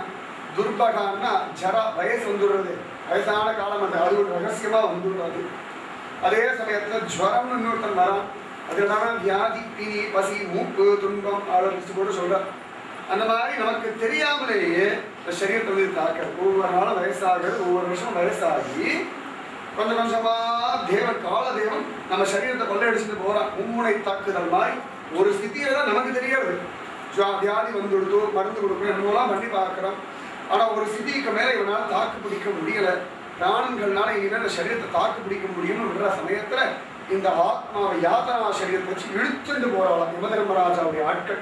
அடடான்னு ரொம்ப வருத்தப்படுறான் இவன், எல்லாம் வருத்தப்படுறான். ஆனாலும் வேற வழி இல்லை, சரீரத்தை விட்டு போயாக வேண்டிய நிர்பந்தம் இருக்கு. அப்படி கிளம்பின உடனே போகிற சமயத்துல இந்த யாக குதிரைகள்லாம் நிறைய வளம் பண்ணியிருக்கானே, ஸ்திரீயை நினைச்சுட்டு இருந்ததுனால அடுத்த ஜென்மால ஒரு ஸ்திரீ ஜென்மாக, அதாவது ஆத்மாவுக்கு வந்து ஆண் பெண்ணு பேதம் கிடையாது. இது அடையக்கூடிய சரீரத்தை கொண்டுதான் இது ஆண் இது பெண்ணு சொல்றோம் ஒழிய இது ஆண் ஆத்மா, இது பெண் ஆத்மா, இது மிருக ஆத்மா, இது பக்ஷி ஆத்மா, இது ஜந்துவோட ஆத்மான்னு சொல்ல முடியாது. எல்லா ஆத்மா ஒண்ணுதான். சரீரத்துக்கு தகுந்த மாதிரி ஸ்வபாவம், குணம், ஆகாரம் எல்லாம் மாறும். ஆனா அதுக்கும் பசிக்கிறதே சொல்ற எத்தனை மூல வளர்ச்சி இல்லாத குழந்தைகள்.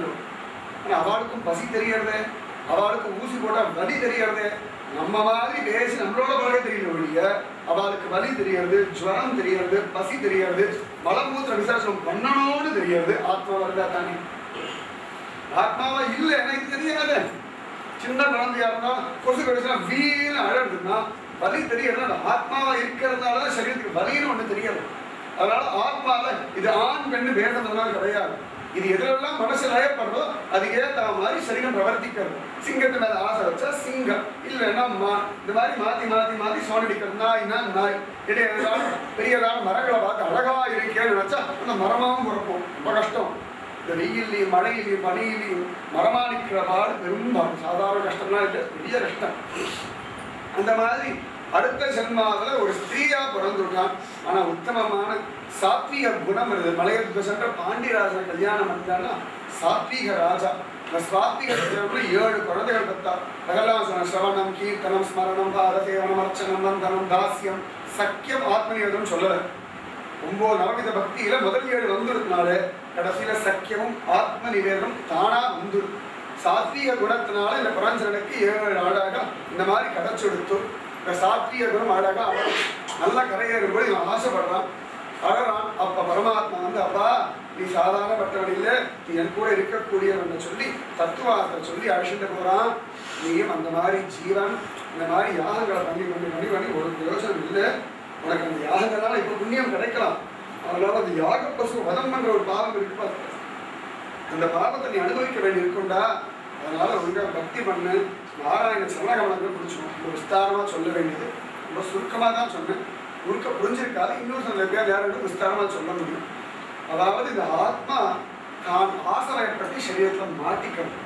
இந்த ஆசைப்பட்டு சரீரத்துல மாட்டின்றாலும் பரமாத்மா விடாம அப்பப்ப ஒரு ஞானத்தை கொடுத்து தன் பக்கம் இழுத்துன்னு போனாதான் புரஞ்சனம் உபாக்கியானம்னு ரொம்ப விசேஷமா பெரியவா சொல்றா. அந்த மாதிரி அவனுக்கு சொன்னார். அவனுக்கு வைராக்கியம் இருந்தது. நாராயண சரணகமலங்களை தியானம் பண்ணா நல்ல கதி ஆரம்பிச்சான். பிரச்சேதசெல்லாம் பகவானுடைய சரணகமலங்களுடைய கிருபையினால அழகா கல்யாணம் பண்ணிட்டா. குழந்தைகளை வைத்த வம்சத்தை விருத்தி பண்ணா. பகவானுடைய திருவடியை வச்சா. அவளுக்கு தான் தக்ஷன் பிறந்ததால் காண கிடைக்க. இது முழுக்க 4வது ஸ்கந்தம். நிறைய விஷயங்கள் உள்ளுக்குள்ள இருக்கு. ரொம்ப முக்கியமான சில விஷயங்கள் மட்டும் 4வது ஸ்கந்தம். 5வது ஸ்கந்தம் ரொம்ப விசேஷமானது. 5வது ஸ்கந்தத்துல நிறைய விஷயங்கள் உண்டு. ரொம்ப முக்கியம், எல்லாரும் கேட்க வேண்டியது ஜடபரத சரித்திரம். அத்தனை பேரும் கேட்டே ஆகணும், இது சொல்லி ஆகணும். அப்படி ஒரு சரித்திரம் இந்த ஜடபரத சரித்திரம். ஏன்னா நம்ம எல்லாம் இன்னைக்கு என்ன பண்றோம்னா காருண்யம்னு ஒண்ணு சொல்லிட்டு பந்தப்பட்டுள்ளோம். பந்தப்படுறோம்னா கருணை கூட பாவம் தான் பெரியவா சொல்றாங்க. பந்தப்படாம அவங்களுக்கு காருண்யம் இருக்குன்னா சரி. சச்சோ சுனாமியில இத்தனை பேர் போயிட்டாளேன்னு சொன்னாலாம் பாவம். முடிஞ்சா உதவி பண்ணலாம், என்னென்ன உண்டோ உபகாரம் பண்ணலாம். நான் பண்ணேன்னு பந்தப்பட்டிக்க கூடாது. இது ஏன் அப்படி நடந்ததுன்னு கேள்வியும் கேட்கக்கூடாது. ஈஸ்வரன் லீலை. அவனுக்கு தெரியாம சுனாமி வந்தா நம்ம வேணா கோவிலா அப்படின்னு சொல்லி எல்லாம் சுனாமி பண்ணப்படாது, ஜனங்கள்லாம் என்ன பாடுபடுறா, கொஞ்சம் அடங்கி இருக்கப்படாதான்னு சொல்லணும். பகவானுக்கு தெரியும். நல்லா ஞாபகம் சொல்லணும். பகவானுக்கு தெரியாம உலகத்தை பெட்ரோலை கண்டுபிடிக்க முடியாது, வெடிகுண்டு கண்டுபிடிக்க முடியாது, வெடிகுண்டு போடவும் முடியும். பகவானுக்கு எல்லாம் நன்னா தெரிஞ்சு நடக்கணும். அவன் சாட்சியா பார்க்கணும். இது ஈஸ்வர லீலைன்னு நீங்க தெரிஞ்சுக்கணும். இதெல்லாம் சரியாகணும்னா பகவான் நாம சங்கீர்த்தனம் பண்ணணும். அவ்வளவுதான் வெளிய பந்தப்படுறதுக்கு ஒண்ணுமே கிடையாது. பிச்சைக்காரன் நாள்லாம் கொடுத்தலாம், சரி கொடுத்தேன், பகவான் கொடுத்து வச்சிருக்கா கொடுக்குறேன், அவ்வளவுதான். அதுக்கு மேல பந்தப்பட்டா இதுக்காக ஒரு ஜென்மம் பிச்சைக்காரனா அடையும் வேணுமா? அடடா சுரிநாய் கஷ்டப்படுறதே முடிஞ்சா ப்ளூ கிராஸ் ஃபோன் பண்ண எடுத்துன்னு போட்டோம். ப்ளூ கிராஸ் நான் ஃபோன் பண்ணேன், வந்து எடுத்துன்னு போனோம். என்னால நாய் காப்பாற்றப்படுறது, இந்த நாய்க்கு ஒரு இடம் கொடுத்துருவேளா, இதுக்காக ஒரு ஜென்மா சுரிநாய் அவசியமா? இதெல்லாம் தெரிஞ்சுக்கிறதுலாம் ஜடபரம். உத்தமமான ராஜன், ஆச்சரியமான ராஜன், ராஜ ரிஷி. ராஜ ரிஷினா ராஜனா இருந்தாலும் ரிஷி மாதிரி பற்றுதல் இல்லாம இருக்க. ஜனக மகாராஜா மாதிரி எல்லாம் ஜோரா பண்ணா. ஒரு சிட்டியில பார்த்தா குழந்தைகள்லாம் வளர்ந்துட்டா, ராஜ்யத்தை பிள்ளைகளை ஒப்படைச்சா, எல்லாத்தையும் விட்டா, ஜம்முன்னு ஒரு ஆசிரமத்தை அமைச்சுட்டா, அழகா உட்காந்து இவர் பாடி பகவத் தியானம் பண்ணிட்டு ஒழுங்காத்தான் இருக்கு. ரொம்ப சமத்தா இருக்கு. சமத்தா இருக்கவே முடியாது. ஆனந்தம் அவர் பாடிக்கு தான் உண்டு, பகவத் தியானம் உண்டு. அதுக்கு மட்டும்தான் நேரம். தொழில் எனக்கு தொல்லை மாலாமேத்த பொழுதெனக்கு மற்ற அதுவே போதும் அவ்வளோ சொல்றாங்க. ஒரே தொழில் பகவன் நாம சங்கீதம் சொல்றதுதான் எனக்கு. அதுக்கு தான் பொழுது இருக்கு, மற்றதுக்கு பொழுது இல்லைன்னு சொல்லிட்டாங்க. இதெல்லாம் சொல்லணும். நாம சங்கீதம் சொல்றதான் பொழுது என்ன புரியும்? பல்லு தேய்க்கும் போது நாமசம் பண்ண வேணாம் யாராவது சொன்னாங்க. குளிக்கும் போது நாமசம் பண்ணக்கூட என்ன மகாத்மாவும் சொல்லுங்க. சத்தியமா கிடையாது. பகவானுடைய பெயர் எங்க வேணா எப்ப வேணா சொல்லலாம். விஷ்ணு சஹஸ்ரநாம குளிச்சு முடிச்சுட்டா உட்காந்து அப்படியே ஈர வேஷ்டியோடையா சொன்னார். பீஷ்மட்டி தான் தேவேன்னு படுத்துட்டு கடந்து சொன்ன விஷயம் விஷ்ணு சஹஸ்ரநாமம். பகவன் நாமத்துக்கு எந்த விதத்திலையும் தீட்டு கிடையாது. அஞ்சியர் கேட்கிறார், பராசரப்பட்ட கேட்கிறார், நாம சங்கீர்த்தம் சொல்றதுக்கு ஏதேனும் நியமங்கள் அவசியமோ அப்படின்றார். எதிர்கேள்வி கேட்டுதான் பதில் சொல்ல, நேரடியாக பதிலே சொல்ல மாட்டேன். பராசரப்பட்ட ராமானுஜர் பதில் சொல்லவே மாட்டேன், எதிர்கேள்வி தான். இவர் கேட்கிற பராசரப்பட்ட கங்கையில குளிக்க போறவனுக்கு ஒரு உப்பு நீர் குட்டையில குளிச்சுட்டு போக வேண்டிய அவசியம் உள்ளதோ அப்படின்னு சொல்றாங்க. கங்கையில குளிச்சா சரீரம் சுத்தியாகும், பாவம் நாசமாகும்னா அப்பேற்பட்ட கங்கை ஆனந்தமா இருக்கு, பரம பவித்திரமா இருக்கு. அழகா கங்கையில நம்ம இறங்கலாமோ கூடாதோ, இருந்தாலும் ஒரு கிணத்துல ஒரு முக்கு போட்டுட்டு போயிட்டு ஒரு குடியில் போட்டு அப்புறம் போய் கங்கையில் இறங்கணுமா? இல்லையே. இந்த மாதிரி நாம சங்கீதம் அப்படியே சொன்னாலே சகலவிதமான பாவங்கள் நாசமாடு சொல்லணும் அப்படின்னு வச்சுக்கோங்க. அந்த மாதிரி பகவத் பக்தி பிராதான்யம். நேரம் இருக்கு, நிறைய நேரம் இருக்கு, நிறைய நேரம் இருக்கு. ட்ரெயின்ல போகும்போது சொல்லலாம், நடக்கும்போது சொல்லலாம், தடிகை பண்ணும்போது சொல்லியே ஆகணும். தலிகை பண்ணும்போது நாமஜபம் பண்ணிட்டு தலிகை பண்ணி பாருங்க. சாப்பிட்றவாட ஹிருதயத்துல மனசுல பலம் உண்டு. அவளுக்கு பக்தி பண்ணணும்னு ஒரு ஆசை உண்டு. அதே சந்தர்ப்பத்துல தலையை பண்ண எத்தனையோ பாவங்கள் இருக்கு. வெண்டைக்காக ஒரு புழு டக்குன்னு வெட்டிடணும், அது ஒரு பாவம் சம்பவிக்கல. நாம சங்கீதம் சொல்லணும், அந்த பாவம் சம்பவிக்காது. எத்தனையோ பாவங்கள் சின்ன சின்ன கர்மால இருக்கு. நாமஜபம் பண்ணும்போது அந்த பாவங்கள் நசிஞ்சு போகிறது தெரியவா சொல்றாங்க. அதனால பக்திக்காகத்தான் நேரம். முதல்ல அதை ஞாபகம் வச்சுக்கோங்க. பக்திக்காகத்தான் வாழ்க்கை. அந்த பக்தி ஒழுங்கா நடத்துறதுக்காகத்தான் சரீர யாத்திரை. அதுக்கு தான் ஒரு வேலை, அதுக்கு தான் ஒரு கல்யாணம், எல்லாம் எதுக்குன்னா பக்திக்காகத்தான். நம்ம எல்லாம் இதுக்காக பக்தி பண்ணிருக்கோம். வேலை, கல்யாணம், குழந்தை, வாழ்க்கை, இதுக்காக பக்தி பண்ணிருக்கோம். பக்திக்காகத்தான் இதெல்லாம் ஞாபகம் இப்படி திரும்பி பார்க்கணும் வாழ்க்கை. அந்த மாதிரி இருந்தா ஒரு நாள் எதிர்ச்சையா இவர் பாடி தவசம் பண்ணிட்டு இருந்தா, எங்கேருந்தோ ஒரு பெண்மான் அது எங்கேயாவது போய் தொலைஞ்சிருக்கலாம், அது இவர் எதிர்க்க வந்து தொலைச்சிருக்கு.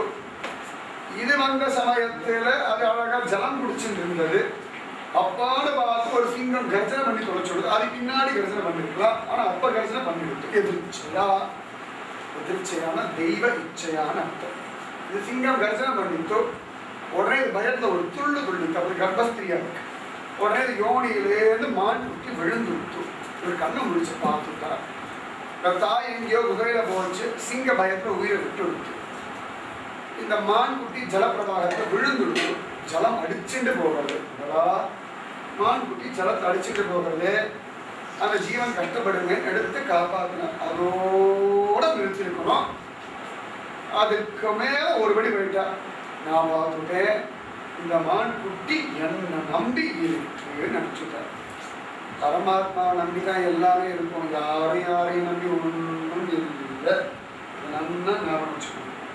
நம்ம தான் நடத்துகிறோம், நம்ம தான் சரி பண்ணுறோம், நம்ம தான் உலகத்தை ரட்சிக்கிறோம். பரமாத்மா சங்கல்பம் எல்லாம் நடந்து எத்தனையோ காடுகளை எத்தனையோ மாட்டி போடுறது தெரிஞ்சதா. நம்ம கண்ணெதுக்க நடந்ததுன்னா மனசு கட்டிக்கிறது. கண்ணெதுக்க நடக்காத விஷயங்கள், நமக்கு தெரியாத விஷயங்கள்லாம் மனசு ஈடுபடுறது. நம்ம காருண்யம் சொல்றது பொய். காருண்யம்ன்றது தரமா போய் நல்லா நமக்கே தெரியும். காருண்யம்னு சொல்றோம். ஒரு நாய் உடம்பெல்லாம் சொறி பிடிச்சுடுத்து பார்க்கறதுக்கே கன்றாவியா இருக்கு. நம்ம ஆத்து வாசல்ல வந்து உட்கார விடுவேளா? நிச்சயமா இல்லை. இல்லை, சரீரத்தை பார்க்கிற கூட்டம், ஆத்மாவை பார்க்கிற கூட்டம் ஒண்ணு. காருண்யம் நம்ம சொல்றதெல்லாம் புண்ணியத்தை அஸ்திவாரமா கொண்டுண்டோம். லோகத்தை எல்லாரும் நம்ம மனசு ரொம்ப கருணை உடையதுன்னு சொல்றதுக்காகவும் தான். எல்லாம் சொல்ல மாட்டோம். அதாவது ஹிருதயத்துக்கு நன்னா தெரியும். ரொம்ப கஷ்டமா இருக்கும். சத்தியம் இதுதான். உன்னுடைய கருணை எவ்வளவு தூரம் நமக்கே நன்னா தெரியும். கருணைங்கிறதுலாம் ஒரு எல்லாருக்கும் தான் வச்சுருக்கு. அதை தாண்டி சில நமக்கு ஒரு அஸ்திவாரம் தான் இருக்க. ஆனா உண்மையா காருண்யம் இருந்தது. ஆனா தான் தான் ரட்சிக்கிறோம்னு ஒரு எண்ணம் வந்து சொல்ல வரக்கூடாது. நம்ம தான் ரட்சகன் ஒரு நாள் நினைக்கவே கூடாது. நம்ம ரட்சிக்கிறது என்னன்னா அந்த கர்மாவை பண்ணணும். நான் இல்லைன்னா அவ்வளவுதான். சில ஸ்திரீகள்லாம் சொல்லுவாங்க, நான் ஆட்டை விட்டு கிளம்பினா போச்சு, ஒன்றும் நடக்காது. இருந்தாலும் ஒரு நடக்கதான் செய்யும். இப்போ புருஷெல்லாம் சொல்லுவாங்க, ரொம்ப அட்டகாசம் சன்னியாசம் வாங்கிடும். இப்போ சத்தியமா போகவே மாட்டேன். தைரியமா போக சொல்லுவேன். சன்னியாசம் வாங்கிட்டு போறேன்னு சொல்றதுக்கு சன்னியாசம் வாங்கிட்டு போன மாதிரி தெரியவே இல்லை. யாரோ ஒரு சங்கரர் ஒரு ராமானுஜர் கூட டக்குன்னு கிளம்பி போயிடுறாங்க. சொல்றதால ஒன்றும் செய்யறதே கிடையாது. சன்னியாசம்னா ஆசையை விடுறதுன்னு அர்த்தம், எல்லாத்தையும் விடுறதுன்னு அர்த்தம் இல்லை. எல்லாத்து மேலையும் இருக்க ஆசையை பரிபூர்ணமா விடுறதுக்கு தான் சன்னியாசம். அந்த மாதிரி இப்போ தாண்டா ரட்சகன் நினைச்சுட்டா, அதை அழகா பார்த்தா, அதுக்கு ஜலம் கொடுத்தா, அதுக்கு புல்லு கொடுத்தா, அதை பார்த்தா என்னமா இருக்கு, தோல் முச்சுவா இருக்கு, என்ன அழகா புள்ளி எல்லாம் இருக்கு, கண்ணு என்னமா இருக்கு, அது காது என்ன சொல்றாரு, என்ன அழகா நாக்காலம் துள்ளி துள்ளி துள்ளி ஓடுதாச்சோ. இப்படியே பண்ணி பண்ணி பண்ணி ஹரிசன்னகம் மறந்து போயிடுச்சு. ஹரியுடைய செந்தாமரைக்கண் மறந்து போயாச்சு. ஹரியுடைய செந்தாமரைக்கண்கள் சிந்தனையே இல்லை. ஹரிரூப லாவண்யம் தோற்றிட்டு போயிடுச்சு. பார்க்கணும் இந்த சந்தர்ப்பத்துல இந்த மான் குட்டி என்ன எங்கேயோ போயிடுச்சு. கொஞ்ச நேரம் வரல. உடனே ஒரு மனசு கடந்து அடிச்சுக்கிறது. அச்சோ இது வந்தா தேவலையே, இன்னும் ஏன் வரல அப்படின்னு துக்கப்படுறா. அப்படி துக்கப்படுற சமயத்துல எவ்வளவு அழகா நீ புல்லெல்லாம் அப்படி கடிப்ப, அதை பார்க்க என்னால முடியலையே, நீ துள்ளி விதிச்சு ஓடி வந்து என்னை நக்குவையே, இந்த நாக்கு என்ன சிவப்பா இருக்கும், நீ கண்ணால என்னை பார்ப்பி அழகா திருச்சி குறும்பு பார்வை பார்ப்பியே, எனக்கு அந்த மாதிரி எல்லாம் இப்ப பார்க்க முடியலையே, என் மானே எனக்கு வந்து காட்சி கூட, எனக்கு வந்து ஒரு சுகம் கூடன்னு கெஞ்சி அழகா. எந்த ஜடபரதர், எந்த ராஜ ரிஷி ஹரிய நினைச்சு விடுகின்ற இருந்தாரோ அந்த ராஜ ரிஷி இங்க உட்கார்ந்துட்டு மான் சிந்தனை பண்ண ஆரம்பிச்சுட்டார். என்ன மான் சிந்தனை, ஹரி சிந்தனையே இல்லாம போயிடுது. நாயை நினைச்சு, எத்தனை பேர் ஆத்துல வளர்க்க கிளிய நினைச்சுருவாங்க. திருவிழா அழகான ஒரு ஸ்திரீயை பார்த்து எவ்வளவு நினைச்சிருக்கு, எத்தனை நாள் நினைச்சு. அழகான புருஷால பார்த்தா ஹிருதயத்துக்குள்ள தெரியும், அடுத்த நாளுக்கு தெரியாம இருக்கலாம். நம்ம ஹரிக்கு நல்லா தெரியும். ஞாபகம் வச்சுக்கணும். நீங்க உங்க ஹிருதயத்துல எத்தனை ரூம் போட்டிருக்கீங்க, எந்தெந்த ரூம்ல யார் யார் இருக்கா, யார் யாருக்கு என்ன சொகுசு பண்ணி கொடுத்துருக்காரு பகவானுக்கு நல்லா தெரியும். சில பேர்லாம் நல்லா இருக்கணும், சௌக்கியமா இருக்கணும், அப்படி ஹிருதயத்தில் ரொம்ப சொகுசா வச்சுருக்கணும். சில பேர் இதெல்லாம் பரவாயில்ல, நமக்கே நல்லா ரூம் ரூமா போட்டு வச்சிருக்கோம். ஹரியுடைய இடத்த புத்தகம் போட்டு விட்டுருக்கோம், ஃப்ளாட்டு போட்டு விட்டுருக்கோம், ஃப்ளாட்டு போட்டு வாங்கிட்டு இருக்காங்க. எவனுக்கு இருப்பிடம் சொந்தம் அவனுக்கு கடைசி அவனுக்கு ஒரு இடம் கொடுக்கணும். அதான் கஷ்டமே. ஒரு ஓரத்தை அவனுக்கு ஒரு இடம் கொடுத்து வச்சா பரவாயில்ல, அதுவும் கிடையாது. ஒரு எல்லா இடத்தையும் மானுக்கு கொடுத்துட்டா. மான் பரிபூர்ணமா கண்ணை மூடினா பாதாதி கேசம் கேசாதி பாதம் மான ஜோரா வர்ணிக்கிறார். பார்க்கணும் சடபரத இந்த மான் நினைச்சு புலம்புறதுல நமக்கே ஆச்சரியமா இருக்கும். பாதாதி கேசம் அது கண்ணுலேருந்து கால் வரைக்கும் சொன்னா நிஜமா நினைக்கிறது அவ்வளோ அழகாக நினைக்கிறார். நான் இந்த மாதிரி ப்ளூ கிராஸ் காலா கூட அனுபவிச்சிருக்கேன். அவ்வளவு அழகா பாதாதி கேசம் கேசாதிவா கண்ணுலேருந்து வால்லேருந்து வயிறுலேருந்து அது புள்ளிலேருந்து ரோமத்திலேருந்து கால்லேருந்து குழம்புல எல்லாம் அனுபவிக்கிறது. இப்படியே நினைச்சு நினைச்சு ஹரி சிந்தனையே இல்லாம போயிடும். காருண்யம் போய் வந்தபடி இருப்பார். காருண்யம் ஒரு எல்லையை கடக்கும்போது பந்தமாயிருக்கு. நான் வச்சுக்கோங்க, நம்முடைய பேர் வந்துட்டா பந்தமாயிருக்கு. மமகாரம் அழகு வசப்படும் பொழுது மமகாரம் தானா வந்துடுது. அதுல என்ன ஆகுதுன்னா கோபம் வந்துடுறது, லோகம் வந்துடுறது, தன்னை விட்டு போகிறது, மனசு கடந்து அடிச்சுக்கிறது. அந்த மாதிரி இருந்துட்டு இருக்கா. கடைசியில இவருக்கு உயிர் போகக்கூடிய காலம் வந்துடுது. காலம் போயிடுறது. நீங்க ஒவ்வொன்றத்தையா மனசை வச்சு வச்சு வச்சு காலம் நாசனம் எல்லாம் ஞாபகம். காலம் போயிட்டு இருக்கு. அந்த மாதிரி காலம் போயிட்டு கடைசியில கூட அடடா இந்த மான விட்டுட்டு போறேன்னு சொல்றான். யாரும் இல்லையே, அனாதியா இருக்கே, இது யார் ரட்சிப்பாளோ, இதோட இந்த ஆனந்தம் எல்லாம் போயிடுதே நினைச்சுண்டு இவர் உயிரை விட எம் பாபி ஸ்மரம் பாவம் தஜத்யந்தே கலேபரம் தம் தமேவயேதி கௌந்தேய சதா தத்பாவ பாவிதகன்னு இறக்கும் பொழுது மான் சரீரத்தை நினைச்சு நினைச்சு அந்த மனசு முழுக்க அப்படியே அது வியாபிச்சு. சரீரத்திலிருந்து ஆத்மா போனா கூட மனசு போகும். மனசுக்கு வர முடியும். அந்த மனசோட சம்பந்தப்பட்டதான பிராரப்தம், அவருடைய வாசனைகள் எல்லாம் கூட. ஆஃபீஸுக்கு போறா, ஆற்றுக்கு வரா, ட்ரெயினில் ட்ராவல் பண்ணுறா, பஸ்ஸில் ட்ராவல் பண்ணுறா, வெளியூர் போறா, வெளிநாடு போறா. ஆனால் இவா தானே, அது ஒன்றும் மாறலையே. ஆற்றுல இருக்கும் பொழுது இவாருக்கு நடைமுறை வரும். இவாளுடைய பேசணும் ஒன்று இருக்கு இல்லையா, அவளுக்கு இது பிடிக்கும், இது பிடிக்காது, இது நல்லது, இது கெட்டதே இருக்க. அந்த மாதிரி எந்த இடத்துக்கு போனாலும் இவா மாறது இல்லையே. அந்த மாதிரி சரீரம் அழிகிறதே ஒழிய ஆத்மாவோட சம்பந்தப்பட்ட விஷயங்கள் மாறுறதே கிடையாது. நாயை நீங்க பெட்ல வச்சாலும் நாய் தான், பெட்ரூம்ல வச்சாலும் நாய் தான், ஹாலில் வச்சாலும் நாய் தான், தெருவில் அலைஞ்சாலும் நாய் தான். அது ஒன்றும் மாற்றவே கிடையாது. உடனே பெட்ல விட்டா உடனே நாய் ஆயிடும், பெட்ரூம்ல வச்சா புள்ளிமான் ஆயிடும், கூண்டுக்குள்ள வச்சா சிங்கமான அவனும் ஆகாது. அதுதான் அந்த மாதிரி சரீரம் அழிகிறதே ஒழிய ஆத்மாவோட இருக்கிற மனசு அழியாது. அப்படியே போகிறது, மனசு விடுபடும். அதான் விரிவா சொல்றோம். இந்த மனசு என்ன ஆயிடுச்சுன்னா அதுக்கேற்ற மாதிரி இருக்கு. மான் சரீரம் கிடைச்சிடும். ஆனா அவ்வளவு அழகா ஹரிபூஜை பண்ணது நல்லா விரிவா சொல்றான். பக்தி நீ போகாது. சரீரம் அழியலாம், சரீரம் மாறலாம், நம்முடையதான கர்மாவுக்கு ஏற்ற மாதிரி மனுஷரீரம் இல்லாம கூட போகலாம். ஆனா பக்தி ஒன்று நீங்க போகவே போகலாம். ஞாபகம், பக்தி ஒரு நாள் அழியவே அழியாது. அத்தனை ஆச்சரியம், அத்தனை விசேஷம். அந்த மாதிரி ஒரு மான் சரீரம் அடைஞ்சுட்டா. ஆனா மான் சரீரம் அடைஞ்ச உடனே பூர்வஜனம் ஞாபகம் தரடா. பூர்வஜனத்தை ஒழுங்காத்தான் இருந்தோம், மான பார்த்து ஏமாந்து போயிட்டோம். அதனால இப்ப மானா வந்துட்டோம். இந்த ஜென்மாவை திரும்பி இவாவோட சுத்திட்டு இருந்தோம்னா சிங்கத்தை நினைச்சு பயந்து பயந்து பயந்து பயந்து கடைசி அடுத்த ஜென்மா சிங்கமா பார்ப்போம். எப்படி ஒண்ணு இருக்கு, இது ஒரு பெரிய கஷ்டம். ஏன்னா அதுக்கு விரோதியே நினைச்சிருக்கோம். எப்பொழுது பிடிச்ச வாழ்களை விரோதிகளே நினைச்சிருக்கோம். அப்ப அதுக்காக ஒரு சரீரம் சிங்கம். சிங்கமானவை எல்லாரையும் அடிக்கிறதால அடடா இன்னைக்கு அந்த மான் அடிக்க முடியல. திரும்பியுமா எத்தனை கோடி ஜென்மா புஷ்பம் தெரியாது. இதுல இருந்து வெளில வந்து அதுக்கேற்ற மாதிரி கர்மவினை, அதுக்கேற்ற மாதிரி நரகவாசம், அதுக்கேற்ற மாதிரி புண்ணியலோகம் சுழண்டு சுழண்டு சுழண்டு சுழண்டு சுழண்டு ஏதோ ஒரு ஜென்மாலும் மனுஷ சரீரம் பலபாடுபட்டு பல 1000 கோடி படிகள் ஏறின பிறகு ஒரு மனுஷ சரீரம். திரும்பி 1000 கோடி படி கீழே இறங்கி ஏறதுனா சும்மா விளையாட்டு இல்லை. அட்டாமூச்சி அழகா இருக்கேன்னு பார்த்து நாயினா அதுக்கு ஒரு ஜென்மா. நாய்க்குட்டி ஜோரா புசு புசு புசுன்னு இருக்குன்னா நீயே புசு புசு இருக்கு, அவ்வளவுதான் முடிஞ்சு போச்சு. இவருக்காவது ஒரே ஒரு மானிடத்துல பற்றுதல். உங்ககிட்ட யாராவது உங்களுக்கு என்ன பிடிக்கும் சொன்ன யார் யார் பிடிக்கும்னா லிஸ்ட் போடும். அம்மா அப்பா அப்படி இழுத்து போவோம் லிஸ்ட். எடுத்தோடனே கிருஷ்ணன் ராமன் கோவிந்தன் உங்களுக்கு என்ன பிடிக்கும் டக்குன்னு சொல்லலாம். எனக்கு பெருமாள் பிடிக்கும், திருப்பதி பெருமாள் பிடிக்கும், வீராக கிரிதாரின்னு. அம்மா என்ன பிடிக்கும் கண்ணன் மனசு சொல்ல மாட்டேன். மதுரை உங்களுக்கு என்ன பிடிக்கும் அம்மாள், அவ்வளவுதான். அதுக்கப்புறம் தான் மற்றெல்லாம் அதெல்லாம் வரவே வராத வாழ்க்கை. நமக்கு எல்லாத்தையும் சொல்லி முடிச்ச பிறகும் கூட பரமாத்மான்னு ஒரு விஷயம் வரமாட்டேங்கிறது. வரணும், பரமாத்மா தான் தேவை இறுக்கி பிடிக்கும். ஒரு மானுக்கு இவருக்கு இந்த பாடுன்னா ஜாகிரத ஜாகிரத ஆசையா பத்தியதே லோக கர்மணா பகு சிந்தையா ஆயுக்ஷீனம் ந ஜானாதி தஸ்மாத் ஜாகிரத ஜாகிரத. 1000 கோடி ஆசைகள் 1000 கோடி கர்மாக்கள், இதுல ஆயுசு நஷ்டமாயிடுது. ஜாக்கிரதை. அந்த மாதிரி இவர் தெரிஞ்ச எடுத்து இப்ப அம்மாவோட இருந்தா இவருக்கு ஆசை வரும். திரும்பி எத்தனை ஜென்மா மான் ஜென்மா சுத்துவோம்னு தெரியாது. வம்பே வேண்டாம், எல்லாத்தையும் விட்டா. திரும்ப தன்னுடைய குலகாசனம் வந்தா, காஞ்ச கருவி அலைய சாப்பிட்டு இருந்தா.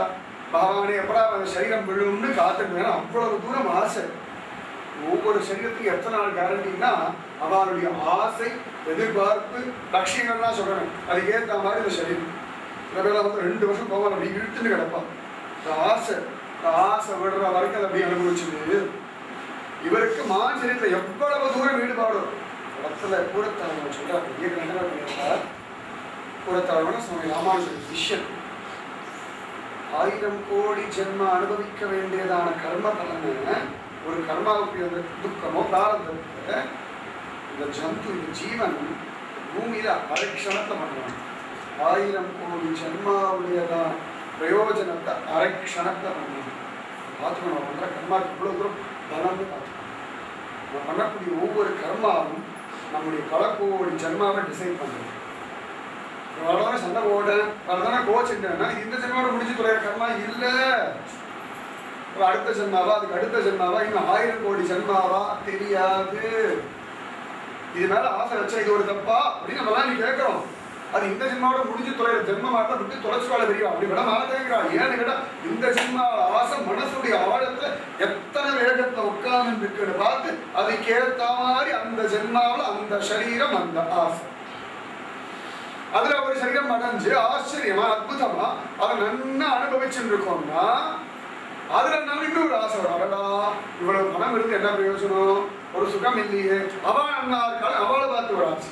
அதுக்காக திருப்பி அந்த அங்க போய் உட்காந்துட்டு எல்லாம் நன்னா இருக்கு, பணம் இல்லையே, சரீரத்தை ஆரோக்கியம் திருப்பி அங்கேயே தாங்க சுத்துறது. கொஞ்சம் நஞ்சம் சுத்தி இல்லை, பார்த்தெல்லாம் நடுங்கி வருகிறார். எத்தனை கோடி ஜென்மா சவுண்ட் அடிச்சிருக்காரு, பிராக்டிக்கலா பார்த்தேன்னா பாலை சுற்றி உட்காந்து. ஆனா தெரியாது, அதான் மாறி. ஆனா சுரண்ட் அடிச்சிருக்கோம், கொஞ்சம் நஞ்சம் இல்லை, கோடி கோடி கோடி கோடி, எத்தனை கோடியும் தெரியாது. அந்த மாதிரி ஒரு பார்த்தா அந்த சரீரத்தில் எவ்வளவு ஆசை வச்சுட்டாரோ அதுக்கேற்ற வரைக்கும் வாழ்ந்தா. கடைசியில சரீரத்தை விட்டா திரும்பி 3வது ஜென்மா. பெரிய ஜடபரதன் எல்லாரும் சொல்றோம். 3வது ஜென்மாவில் என்ன பேருன்னு யாருமே சொல்லலை. ஒரு பிராமணனுடைய 2வது மனைவிக்கு பிறந்த குழந்தைகள்ல ஒருத்தர் இவர். பூர்வ ஜென்மத்தை பரதன் ராஜரிஷியா இருந்தார், 3வது ஜென்மத்துல ஜடமா இருந்தார். 2 சேர்த்து ஜடபரதன் சொல்றேன் ஒழிய இவர் கடைசி ஜென்மாவுக்கு என்ன பேருன்னு இன்னி வரைக்கும் யாருக்குமே தெரியாது. தசரதன்னு சொல்றோம், அவருடைய உண்மையான பேரே கிடையாது. 8 திக்குகள் 10 திக்குகளையும் ரதம் ஓட்டக்கூடிய ஒரு பலம் உண்டு, அதனால தசரதன் பேரு. தசரதனுக்கு என்ன பேருன்னு ராமனுக்கு யாருமே தெரியும். அத்தனை பேர் தசரதன் தான் பேசிட்டு இருக்கோம். கம்பனும் சரி, துளசிதாசனும் சரி, வால்மீகியும் சரி, தசரதன் அவர் உண்மையான பேரே கிடையாது, காரண பெயர். அந்த மாதிரி ஒரு ஜென்மால பரதனா இருந்தா, ஒரு ஜென்மால ஜடமா இருந்தா, 2 சேர்ந்து ஜடபலனாகிறாரு. என்ன பேருன்னு எங்கேயும் காண கிடைக்கிறதே இல்லை. 3வது ஜென்மா பார்த்தா வாயை திறந்தாலே நம்புதான். இவரோட சங்காத்தை வச்சிருந்தாலே தொந்தரவு தான். பேசல, வாயை மூடின முதல்ல அதான் சொல்ற பிரம்ம தலைவனா முதல்ல பேச்ச குறை, அனாவசியமா பேசுறத குறைச்சாலே பகு உத்தமம். அனாவசியமா பேசுறதுனாலதான் பிரச்சனைகளே. நல்லா கவனிச்சு பார்த்தோம்னா ராத்திரி தூக்கத்துல யாருக்கும் பிரச்சனையே வருது. நல்லா கவனிச்சு பாருங்க, எல்லாரும் தூங்கிட்டு இருக்கோம். மாமியார் மருமகள் முடிச்சானா பெரிய சண்டை, ஆனா தூங்கினப்ப ஏதோ ஒரு சண்டை வருதா? ஏன் நான் பேசுறது இல்லை. அதுதான் எந்த விதமான செய்கை இல்லை, அகம்பாவம் இல்லை, மமக்காரம் இல்லை. சமையல் அப்பாவுக்கு பிள்ளைக்கு ஒருத்தர் தூங்குற தெய்வம் பக்கத்திலே படுத்துட்டு இருக்கோம்.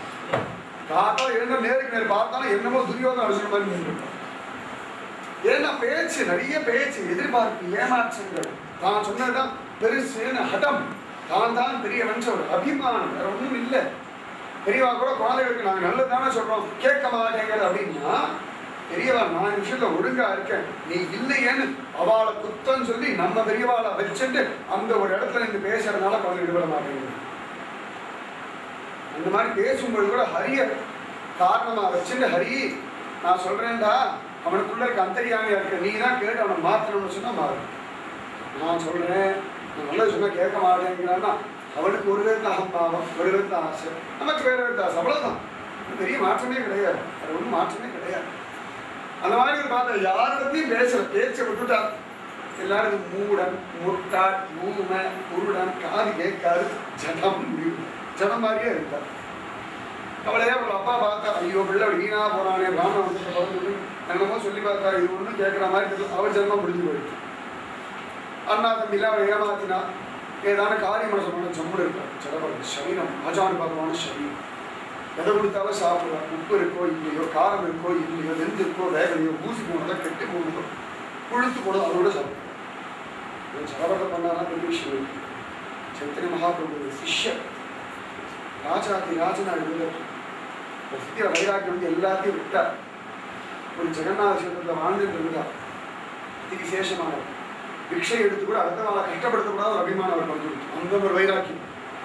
அவெல்லாம் கடையெல்லாம் நிறைய உண்டு, ஸ்வீட் கடையெல்லாம் உண்டு. இன்னைக்கு பூர் ஜெகநாசிரம் அதெல்லாம் ஒரு சீக்கிரம் கெட்டு போயிடுவேன், தூக்கி போட்டுடுவான். மாடுகள்லாம் அலைவு அதெல்லாம் சாப்பிடும். அதுக்கப்புறம் அதுவும் மீந்து போயிடும். அதை போய் எடுத்து அதில் நல்லதாக எடுத்து அலம்பி அலம்பி அலம்பி ராத்திரி ஒரு வேளை சாப்பிடும். சைத்தன்யம் பார்த்து கட்டி அனசன் இந்த வைராக்கியம் யாருக்குதா சத்தியமாக நமக்கு அறியாது. ரொம்ப கஷ்டம். இந்த ஜடபரத்தை அவ்வளோ அழகாக ஒரு வைராக்கியம் அண்ணா சாப்பிட்றது எப்படி தெரியவா சொல்லுவார். அப்படி ஒரு வைராக்கியத்தை வச்சுட்டார். மத்திய சம்பிரதாயத்தில் ஒரு ஆச்சாரியர் இருந்தார், ரொம்ப விசேஷமானவர். அவர் அவ்வளவு அழகாக நித்தியம் 63 பதார்த்தங்களோட தான் சாப்பிடுவார். ஆனால் பகவானுக்காக சாப்பிடுவார். நிறைய வித்தியாசம் இருக்கு. சைத்தன்யர் சாப்பிட்டாருன்னா பார்க்கறது ஆச்சரியமா இருக்கும். சன்னியாசி மாதிரி சாப்பிட மாட்டார். இழச தர்மத்தில் இருக்கிற மாதிரி சாப்பிடுவார். சன்னியாசி இப்படி தான் சாப்பிடணும், இவ்வளவு தான் சாப்பிடணும், நியமங்கள் அவன் 8 கவலம். சரீரத்தில் உயிர் ஒட்டிக்க அளவு தான் சாப்பிடணும். அதுக்கப்புறம் சம்சாரி, அதுக்கப்புறம் வானப்பசம் ஓடா இருக்கு. சன்னியாசி 8, வானப்பசம் 16, சம்சாரி 32, பிரம்மச்சாரிகள் எவ்வளவு வேணுமோ சாப்பிடலாம். ஏன்னா சரீரத்தை இவ்வளவு பலமுத்தி இவ்வளவு ஆகாரம் சாப்பிடணும்னு நியமங்கள் இருக்கு. அந்த மாதிரி இல்லாமல் இந்த ஜடபர வைராக்கியசாலி எல்லாத்தையும் விட்ட என்ன கிடைக்கிறதோ சாப்பிட்றாரு. என்ன வேலை சொன்னாலும் செய்கிறார். திட்டினாலும் அப்படி உட்காந்து இருக்கா, அடிச்சாலும் சும்மா உட்காந்து இருக்கா, கவலையே பண்றதில்லை. என்னமோ பண்ணிட்டு போறேன், எனக்கு என்ன சம்பந்தம், என் சரீரம் இல்லை உட்காந்து இருக்கேன். நம்ம ஆடிக்கிட்டேன் அவ்வளோதான்.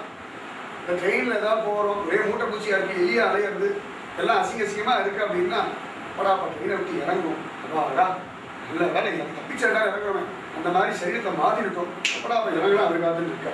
என் சரீரம் இந்த சரி பண்ணுற நம்ம ட்ரெயினை சரி பண்ணுறோமா, சீரெல்லாம் முடிக்கிட்டு இருக்கோமா, ஒன்றும் கிடையாது. எல்லாரையும் வச்சுட்டு எப்படாப்பா ஸ்டேஷன் தேவை காத்துட்டு இறங்குறது. இந்த மாதிரி தெரியவா சரீரத்தோட உட்காந்து எப்படாப்பா இறங்கலான்னு காத்துட்டு இருக்கிறோம்.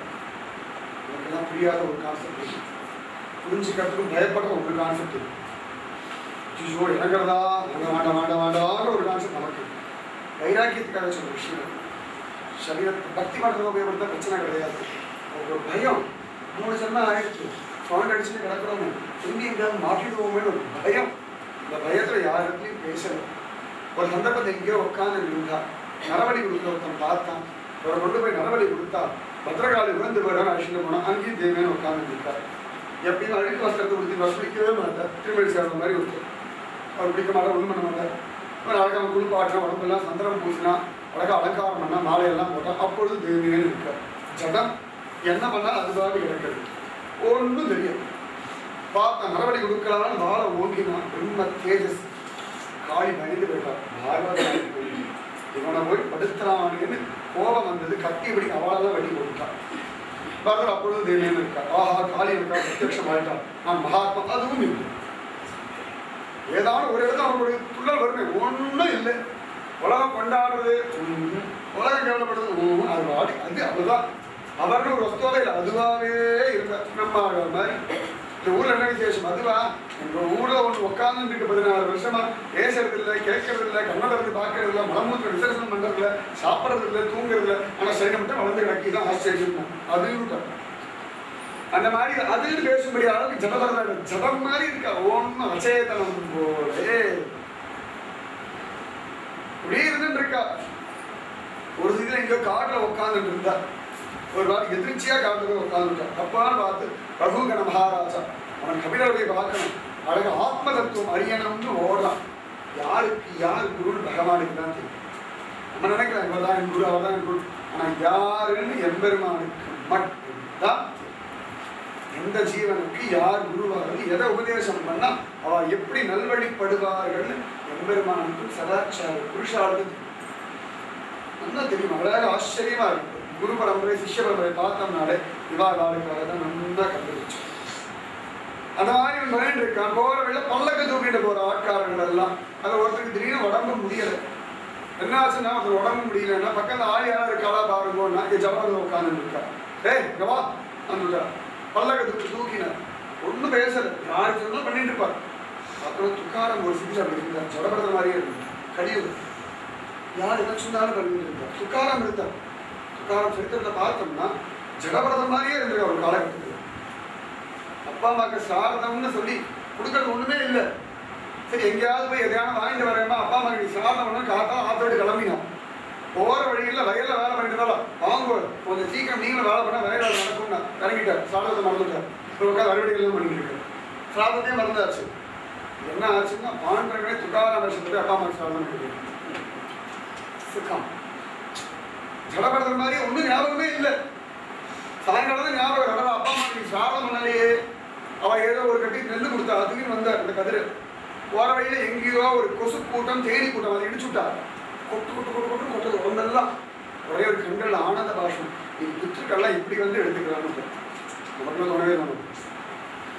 பித்திருக்கள்லாம் இன்னைக்கு தேனி ரூபத்துல வந்துட்டு அவளுடைய தேவையை பூர்த்தி பண்ணிக்கிறாள். பாண்டுரங்கா பாண்டுரங்கா பாண்டுரங்கா. அப்பொழுது பாண்டரங்க ரூபத்துல ஓடி வந்து இதெல்லாம் தொடர்ந்து விட்டு ராஜிகள் மகாத்மா சதாசிவ பிரம்மேந்திரன் ஜடபகமாக அடைஞ்சிருக்கிறார். ஒரு மிரேச்சம் பார்த்துட்டான். முகமதி சதாசிவ பிரம்மேந்திர தேடி அவனுக்கு பொருட்கள் வஸ்திரம் இல்லாமல் அடையக்கூடிய வசதி பைத்தியம். அவன் ஏற்கனவே இந்து துவேஷியா இருக்கான். ரொம்ப தாங்க முடியாது. இவரோட ஆனந்தமா சிரிச்சுட்டு ஆடினவர் வேண்டிய ஆள் இருக்கு. அவன் நினைச்சுட்டான் தன்னதான் கிண்டல் பண்றாரு. மனசுதான் வேற ஒன்றும் காரணமே கிடையாது. தன்னதாக கோபம் வந்துடுது. கத்தி எடுத்து கையை வெட்டிட்டான். கை கீழே விழுந்துடுச்சு. ஒரு பாட்டுக்கு விழுந்துருக்கான். நான் சரிதான் கை விழுந்துட்டு ஒன்றும் தெரியும். ஒரு வலி அவங்க அடங்கி போயிட்டான்.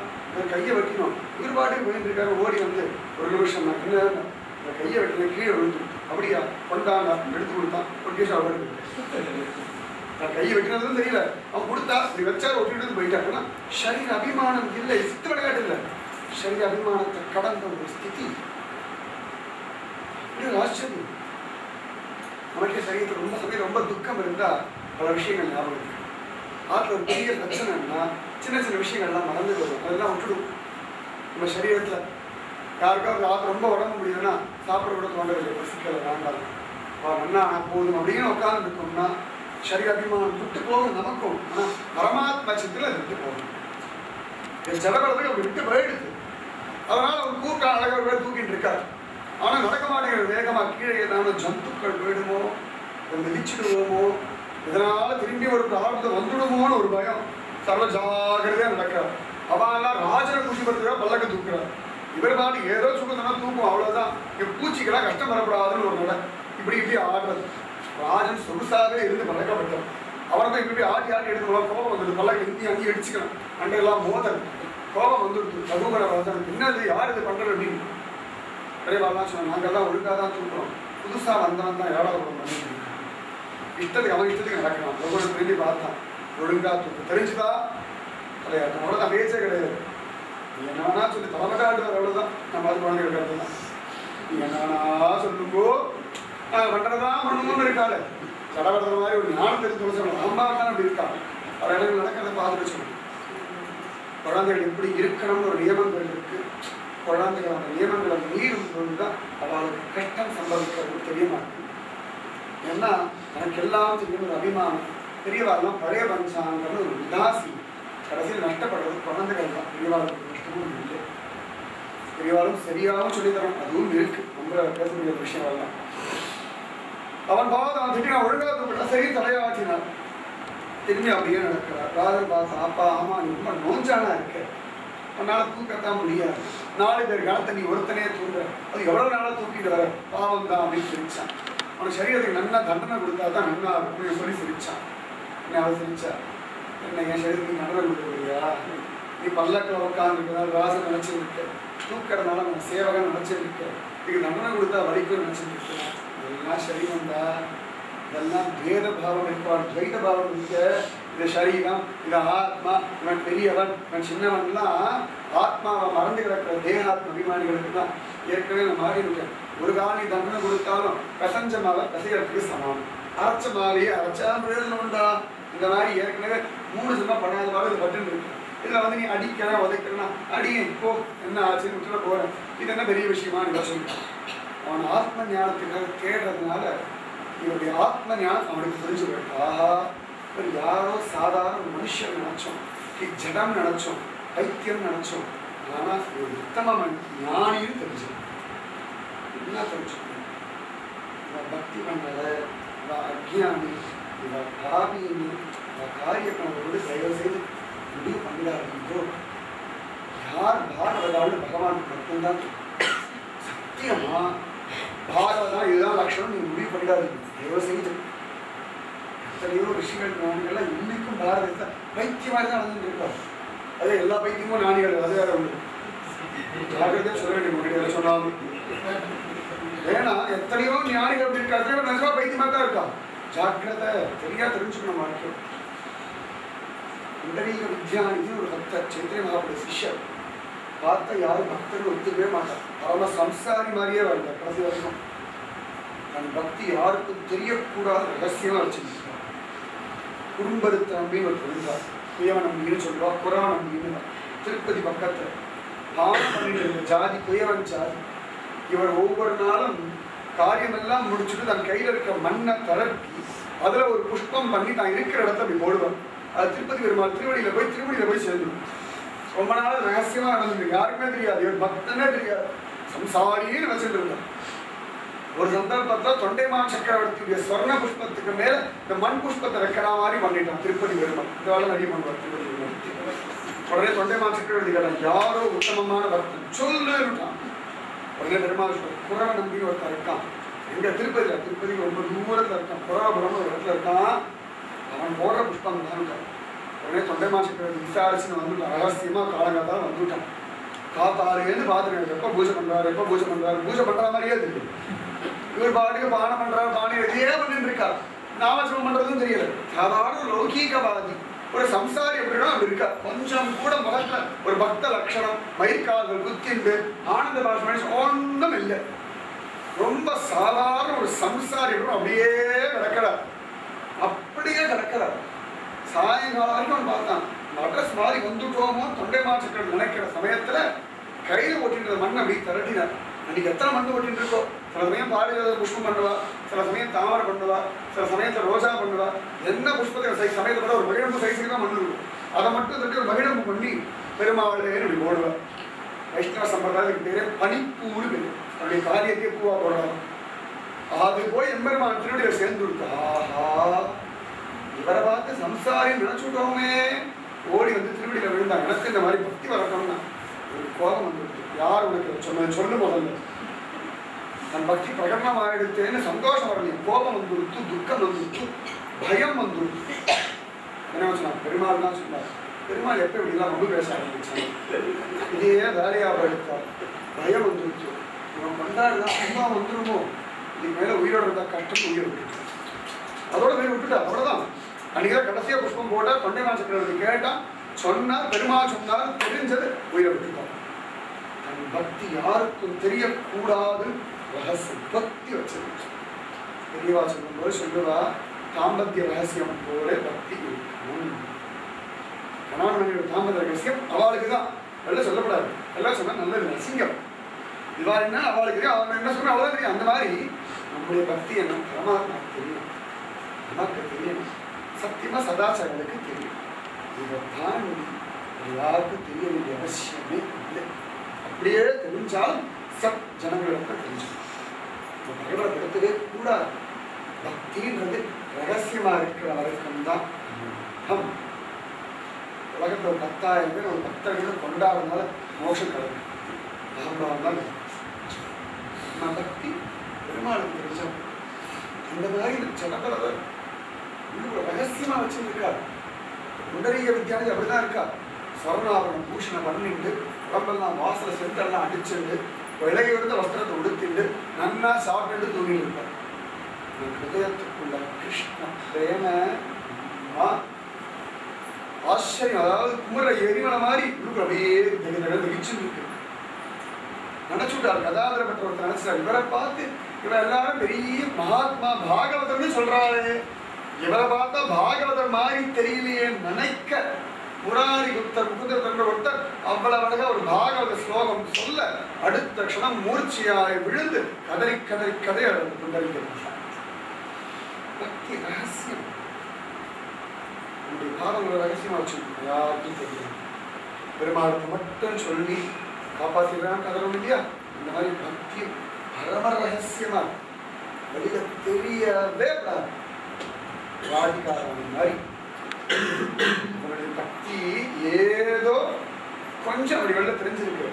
அவருடைய ஆழம் என்னன்னு கிருஷ்ணனுக்கு மட்டும்தான் தெரியும். அதனாலதான் ஸ்மரகரல கண்டனம் மனசிரசி மண்டனம் தேய்பத பல்லவம் உதாரணம்னு கதறினான்னா எந்த ஸ்திதியில ராத இருந்திருப்பார். எவன் திருவடியை லோகமே தேடின்னு இருக்கு அவன் சொல்றான் உன் திருவடியை கொண்டு என் தலையில வெயிலின்னு கலரும். ராதே ராதே ராதே ராதே ராதே ராதே. பிருந்தாவன் இன்னைக்கு அதான ஜீவிச்சிருக்கு, கிருஷ்ணனால ஜீவிக்கல. ராதே ராதே ராதே ராதே நாம ஜபத்தினால ஜீவிச்சிருக்கு. பக்தி ரகசியமானதுதான், வெளியே தெரியக்கூடாது, தெரிய வேண்டிய அவசியம் இல்லை. பகவானா பரிணப்படுத்தின அவ்வளவுதான். இவனுக்கு தெரிஞ்ச போயிட்டு ரகுவட மகாராஜா ஆஹா இவர ஆத்ம ஞானி எழுதுட்டான். மன்னிச்சுக்கோ, என்னதான் ஆத்மாவுக்காக அலைஞ்சாலும் ஞானத்துக்காக அலைஞ்சாலும் சரீரம் ராஜனா இருந்தா அதுல தானே மனசு லயப்படுறது.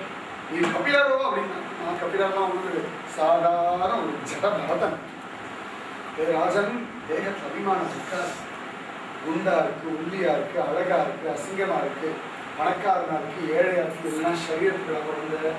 ஆத்மாவுக்கு ஒன்றும் கிடையாது. ஆத்மா தேமேன்னு கிடக்கிறது.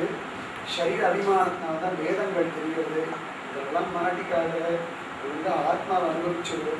நிறைய பக்தி பண்ணு. வாசுதேவன் சரணகமலத்தை பிடிச்சுக்கோ. அவன் கிருப பண்ணாருடைய பக்தி வராது, ஆத்ம தத்துவம் புரியாது, பரமாத்ம ரகசியம் விளங்காது, படிக்கிறதுனால கிடைக்காது. அவன் கேட்ட அவன் என்னதான் பண்ணா கிடைக்கும், எந்த நாள்தான் இது கிடைக்கும் சொல்லும் போல இவ சொல்லிட்டு விகசனத்தினால பிரயோஜனம் இல்லை. ரகு குணையே தபசானயாதி அச்சேஜயா. யாகத்தினால கிடைக்காது, தபசனால கிடைக்காது, விவேச தர்மத்தினால கிடைக்காது. அழகா சொல்றாரு. அதனால பிரம்மச்சரியத்தினால கிடைக்காது, நல்லா விதவிதமாக குளிக்கிறதுனால கிடைக்காது, ஆச்சார அனுஷ்டானத்தினால கிடைக்காது, சுத்தத்தினால கிடைக்காது, உபவாசத்தினால கிடைக்காது. கிடைக்கவே கிடைக்காதா?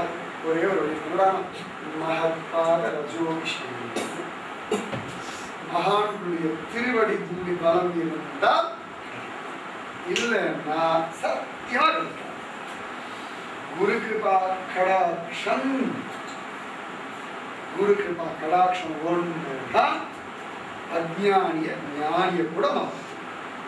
எஸ் எஸ் மரணமாதேன ஞானம் உற்பத்தியதே ஸ்வயம் ச ஏவ சர்வ சம்பத்தி தஸ்மா சம்பூஜயே குரு. தட்சிணாமூர்த்தி சொல்றார், உமாதேவி சொல்றார் குரு கீதா.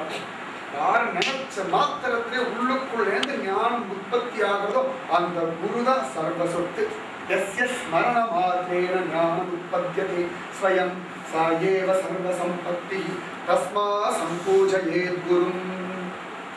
குரு வந்திரம் பண்ணடாப்பா.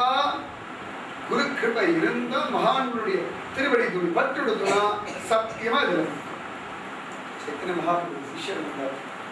அவர் எங்கேயாவது யாராவது பக்தர்கள் தெரிஞ்சா அவர் திருவடி ரெண்டு மண்ணில் அப்படின்னு இருப்பார், அள்ளி போட்டுப்பார். இதான் நல்லா இருக்கு, வேற வேலையே கிடையாது.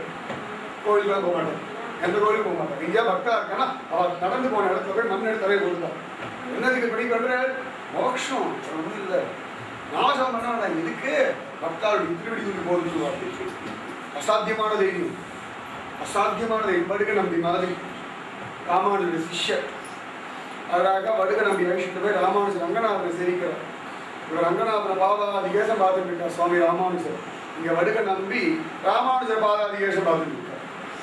ஒரு சிட்டியில ராமானுஜர் திரும்பி எப்பா வேலை ரங்கநாதனுடைய கண்ணழக பாருடா, ரொம்ப கஷ்டப்பட்டு பார்க்கக்கூடாத ஒரு வஸ்துவை, அசிங்கமான ஒரு வஸ்துவை பார்க்க சொல்லிட்டாரு. நொந்து போய் திரும்பி முகத்தை அஷ்ட கோணல்ல வச்சுட்டு ரங்கநாதன் இதை விட கேவலம் யாரும் பார்த்ததே கிடையாது. அப்படி ஒரு பார்வை பார்த்தேன். அப்படி பார்க்கிற ரங்கநாதன் ஐயோ வெளியிலேயே அந்த கண்ணெல்லாம் பூசிட்டு முகத்தை அஷ்ட கோணம் பண்ணிட்டு ரங்கநாதன் புராண புருஷன் ராமனே ஆராதனம் பண்ண பெரிய பெருமாள என்னவோ பார்க்க முடியலையே, பார்த்து தொலைக்க வேண்டியிருக்கே ஒரு பார்வை.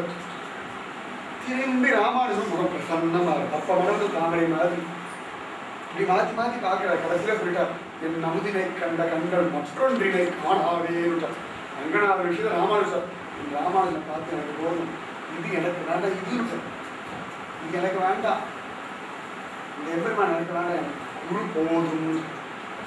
மதுரை கவியாளர் மாதிரி எதை கேள்வி கேட்கலாம். மதுரை கவியாளர் கிருஷ்ணனை பிடிக்குமோ பார்ப்பேடா, பார்ப்பேன்.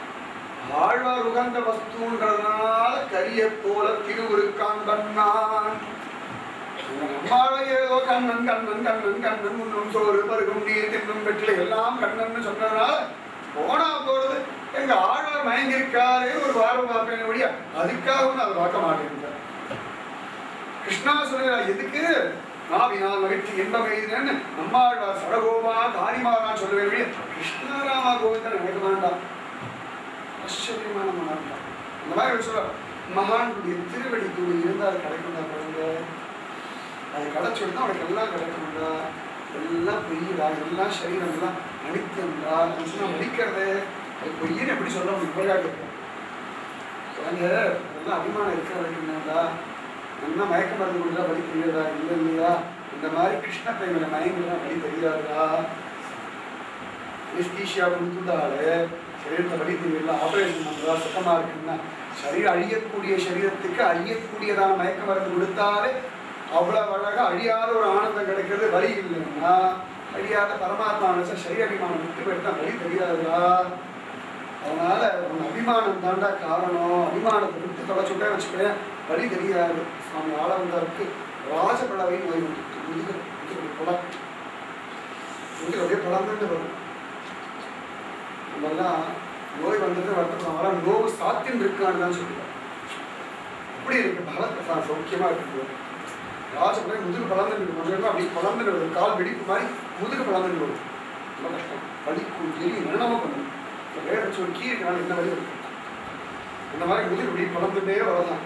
எப்படி இருக்கு நம்ம சுகமா இருக்குன்றாங்க. சரி அபிமானம் குறிப்பிட்ட ஆச்சரியம் பண்ணி தெரியாது.